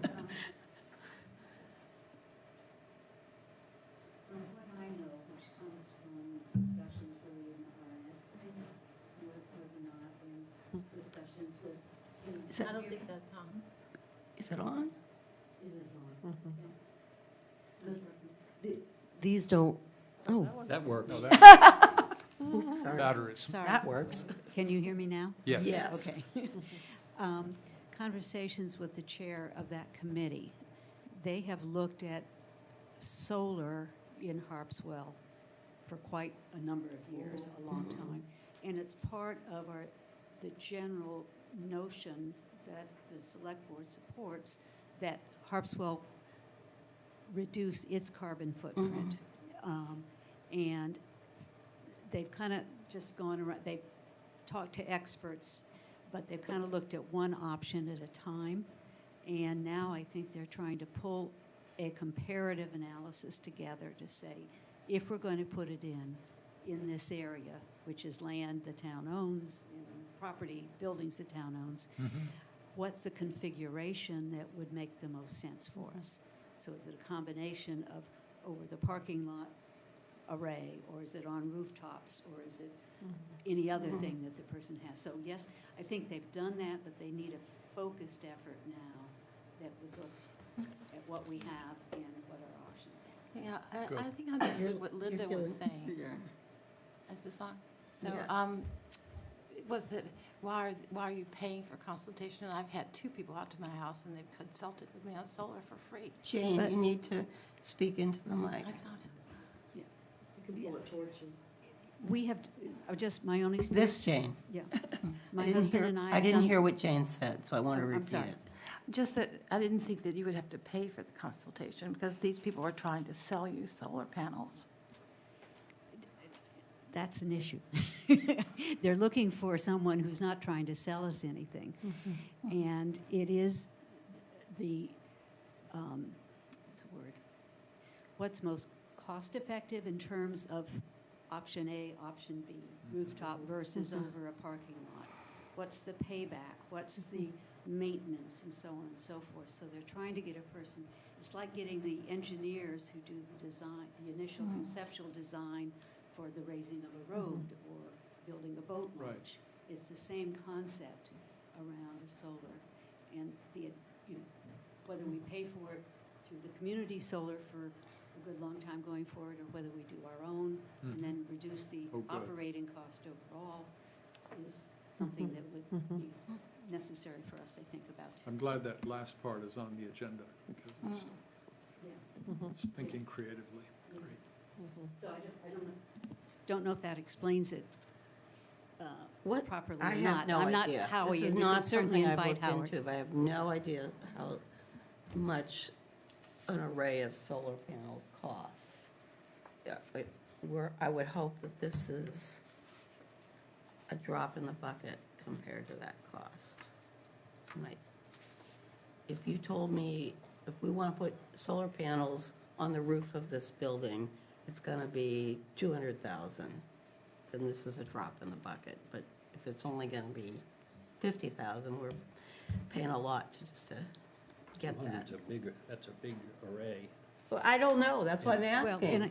I think, I like the line of inquiry because I guess I would like to be, I wouldn't mind hearing from the head of the Energy Committee, honestly, about what level the serial examination of the specific solar issues that have come up from time to time does not constitute the kind of information that is here. I would like to know how informed they have gotten on a sort of pro bono basis in terms of becoming an informed consumer with respect to the set of activities that are described in this document, meaning I can call up Rob Tazy at Assured Solar, I can call up any one of a dozen people and have them here in the next week. And they may be trying to, I'm not sure they're really trying to sell you solar panels at that stage. I mean, Rob is. But, yeah.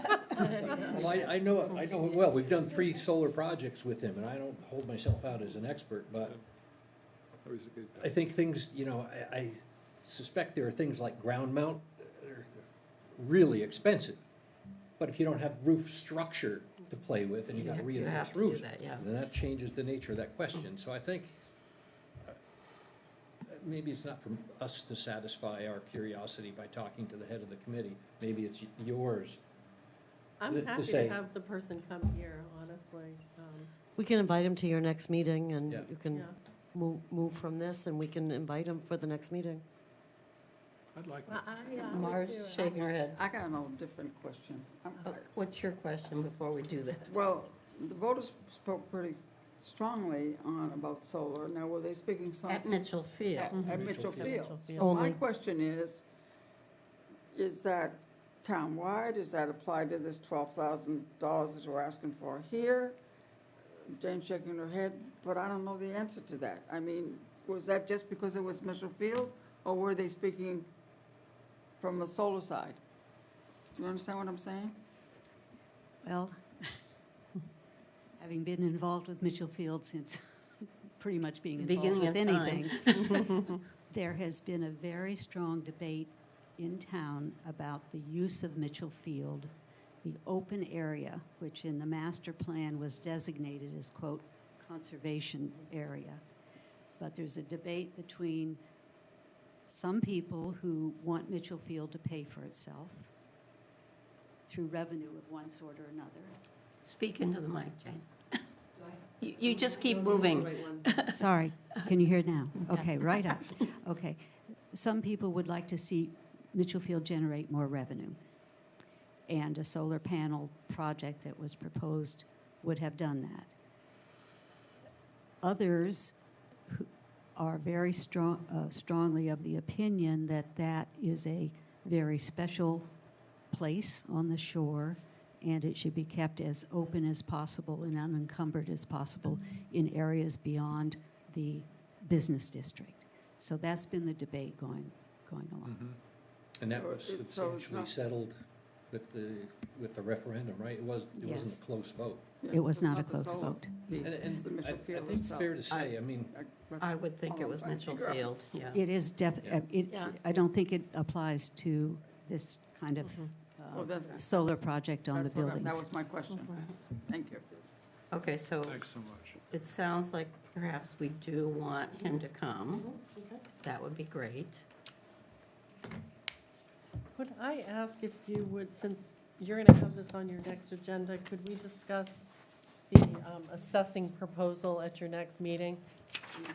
Yes. Yeah. Because I just handed it out today. You may not have had So, time to read it. and- Good idea. I was speed reading while Jane was talking. I don't think so. That number. Yes, that would be great. Okay, So great. we could start with, we have several things we're going to start with next week. Before we do consensus, is that?